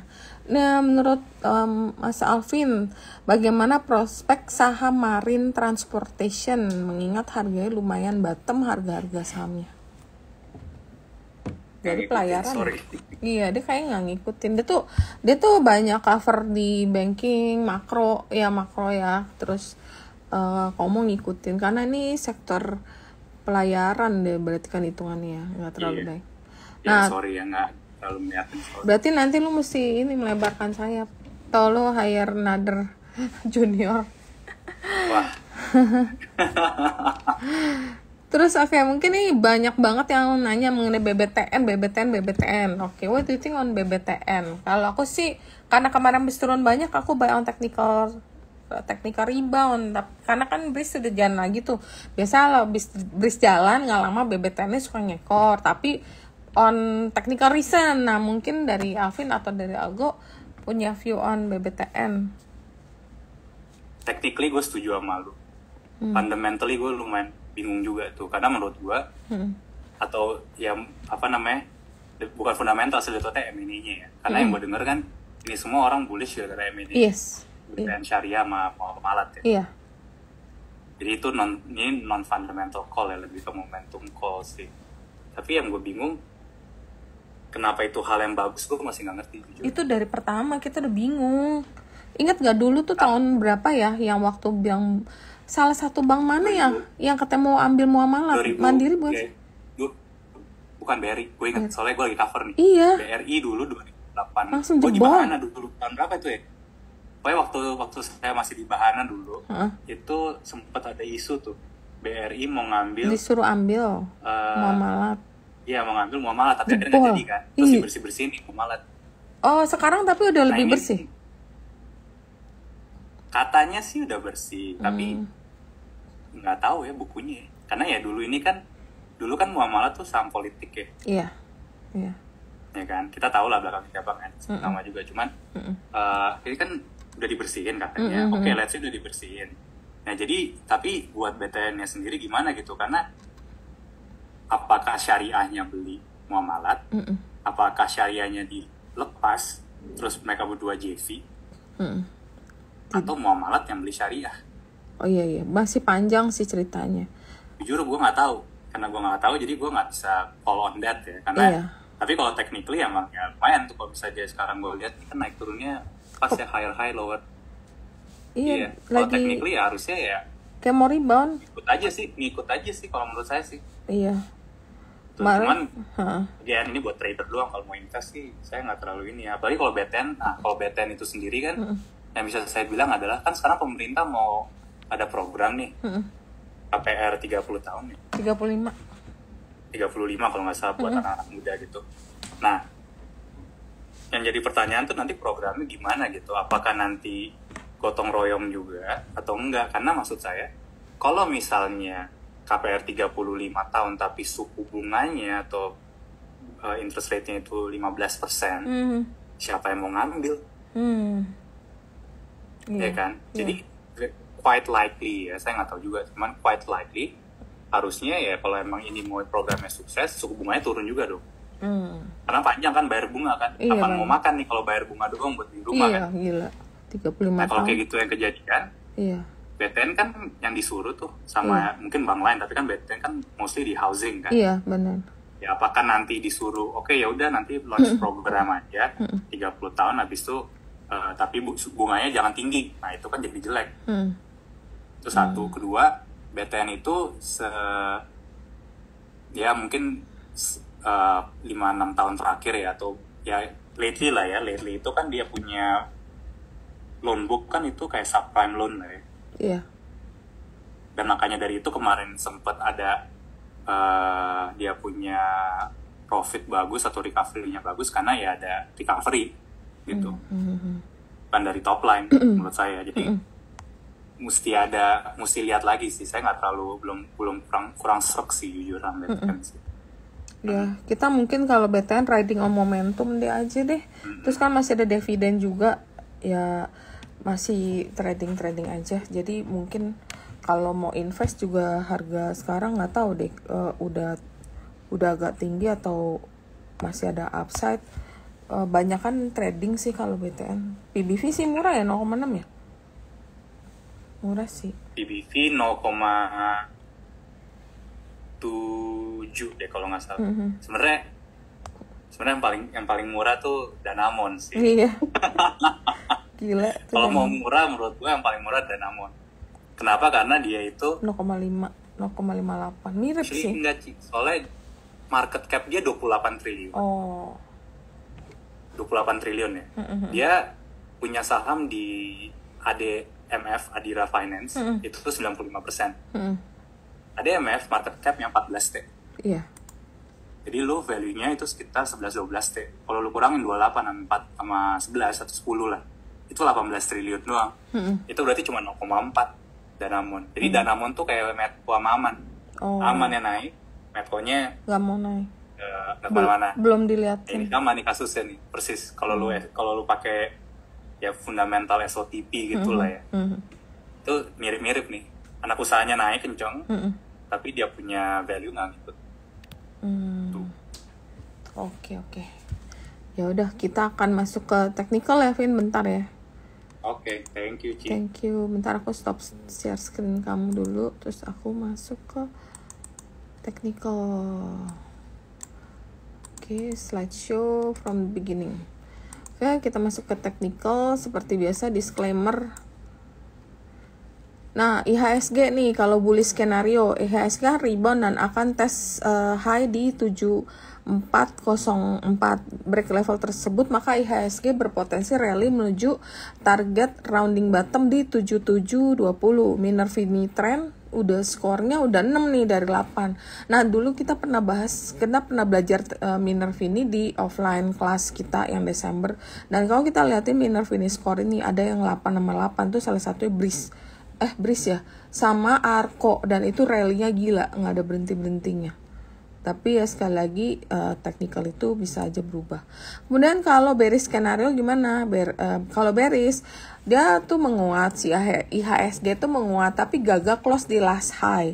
Potensi koreksi itu terbuka setelah indikator RSI itu membentuk bearish divergence. Jadi di sini divergence terhadap IHSG. Nah, kalaupun akan koreksi akan menuju ke 7250 atau 7099. Habis itu secara sektoral, ini yang weekly ya, weekly RRG. Weekly RRG itu yang ada di improving ada cyclical, industry, trans, health, prop, non-cyclical kayak mau naik, yang finance ini ada di leading. Kemudian yang turun ini infra, dan yang lagging itu ada tech, sama basic sama energi. Kemudian yang kalau daily-nya ini yang improving ada trans, energi, basic, kemudian non cyclical yang ada di leading ada di infra, yang weakening nggak ada, yang lagging ada tech, prop dan finance sama health. Kemudian ini non cyclical yang improving ada gudang garam, ini yang weekly ya, gudang garam, ada DSNG, kemudian nih apa sih nih nggak kelihatan nih, numpuk LSIP ya. Yang ada di leading ada Ultra Jaya, ICBP, Cimori, Cleo, TAPG, Indofood. Dan yang ada weakening ada Pani, ada Hoki. Nah Pani ini ada dimasuk di satu grup sama ini loh, consumer loh, di non cyclical loh. Dan kemudian yang lagging ini ada TBLA, ada MPPA, ada Cepin nih, AMRT. Kemudian untuk yang IDX cyclical yang weekly ada Wood sama LPP sama IMAS, ini ada di improving. Kemudian yang leading ada di MAPA, ada Gajah Tunggal, ada ERA, VKTR, Asus ini ada weakening. Kemudian Mari di lagging, M-Sky, MNCN Auto, Dharma, Bimantara, Rals, ini PSKT ada di lagging. Kemudian saham yang menarik minggu depan, Mandiri ini kan masih ada dividen. Mandiri rebound dari support 69.50, kenaikan berlanjut akan tes selesai di 74 break level tersebut, maka Bank Mandiri berpotensi kembali rally menuju 79. Seperti kita tahu kan kemarin BCA itu udah break all time high. Nah, biasanya kalau satunya break all time high, kadang-kadang ada temen ya yang sama-sama di banking sektor itu akan membentuk all time high baru juga nih, ngikutin ke si BCA ini. Nah Mandiri ini all time high-nya berapa ya? Apa bener di sini? Ya ampun, aku mau cek all time high Mandiri berapa sih? All time high Mandiri ternyata di 74. Ya benar, berarti break 74 maka dia akan ke 79. Buy area bisa lakukan di 72 hingga 7050, target 174, target 279, stop loss 6950. Tapi ya dia masih negatif. Kemudian ada Adaro itu menguat dan break point B di 2650. Break level tersebut akan membuat peluang Adaro kembali rally menuju PRZ shark pattern di 2920 atau 3080. Rekomendasi teknikal Adaro adalah buy area bisa dilakukan di 2730 hingga 2630. Target 1 2920, target 2 3080, stop lossnya di 26. Kemudian ada Ultra yang kalau kita lihat kemarin tuh Cimori itu juga udah terbang gila-gilaan, Ultra udah mulai rebound. Tapi Ultra rebound dan akan tes selesai di 1715. Jika break level tersebut maka Ultra berpotensi membentuk double bottom yang akan menuju target 1795. Saat ini Ultra berada di atas Tenkan-sen, King Jun-sen, dan Kumon level. Rekomendasi teknikal untuk Ultra adalah buy if 1715, buy if jika break 1715, buy area 1720 hingga 1675, target 1 1795, target 2 1880, stop lossnya 1635, MACD dia positif. Kemudian ada keras ini rebound dari support konsolidasi 135. Kenaikan level tersebut akan tes resisten di 159. Break level tersebut keras berpotensi kembali rally menuju target 191. Rekomendasi teknikal untuk keras adalah buy area di 150 hingga 141, target 1 159, target 2 176 dan stop loss 135. Kemudian ada ITMG yang akan rebound dan tes point B di 27825. Break level tersebut akan membuka peluang ITMG untuk rally menuju PRZ bad pattern di 30550. Rekomendasi teknikal untuk ITMG adalah buy if break 27825, buy area 28150 hingga 27300, target 1 29000, target 2 30550 dan stop loss 27000. Kemudian ada Cepin ini break di point B di 4920 dengan volume besar. Dan break level tersebut akan membuka peluang Cepin untuk kembali rally menuju PRZ bad pattern di 5625. Rekomendasi untuk Cepin ada buy area 5250 hingga 5050, target 155, target 256, stop lossnya 4990. Oke, mungkin itu yang bisa saya sampaikan untuk teknikal. Oke, Vin, karena kita nggak kerasa ngobrolnya seru banget dan memang yang kamu share itu daging-daging semua, itu kayaknya kita udah sampai di akhir. Sadar ya udah jam 3. Apanya? Terus lu mau kasih penutup nggak nih buat temen-temen semua? Kira-kira apa yang lu mau kasih pesen berdasarkan what you know? Thank you semua udah join pollnya ya. Jadi kalau memang suka dengan research kami, boleh tolong di share atau juga follow di Algo.nya website atau IG yang masih gratis sekarang. Jadi thank you again semuanya atas waktunya. Ya itu aja sih, Ci. Thank you. Oke. Thank you untuk Alvin dan Algo Riset ya. Semoga sukses nanti makin booming, siapa tahu nanti ya kita doain aja lah nanti makin gede nanti kita IPO-in juga deh Algo Risetnya. Amin. Karena belum ada ya soalnya. Iya, makanya keren kan. Oke, buat teman-teman yang udah hadir, semoga membantu bisa membuat kita tuh lebih punya view lah. Memang kita perlu banyak view dari yang bullish, bearish kita kumpulin, nanti yang kita feeling yang mana ya udah kita ikutin. Jadi nggak semuanya harus kamu ikutin, tetap do your own research juga. Kita cuman kasih share berdasarkan pandangan daripada expertnya. Oke, mungkin gitu dulu, sampai ketemu minggu depan. Happy long weekend. Sampai ketemu hari Rabu buat tradingnya. Kayak gitu aja, Vin ya. Thank you. Sehat terus ya, Vin. Thank you semua. Bye.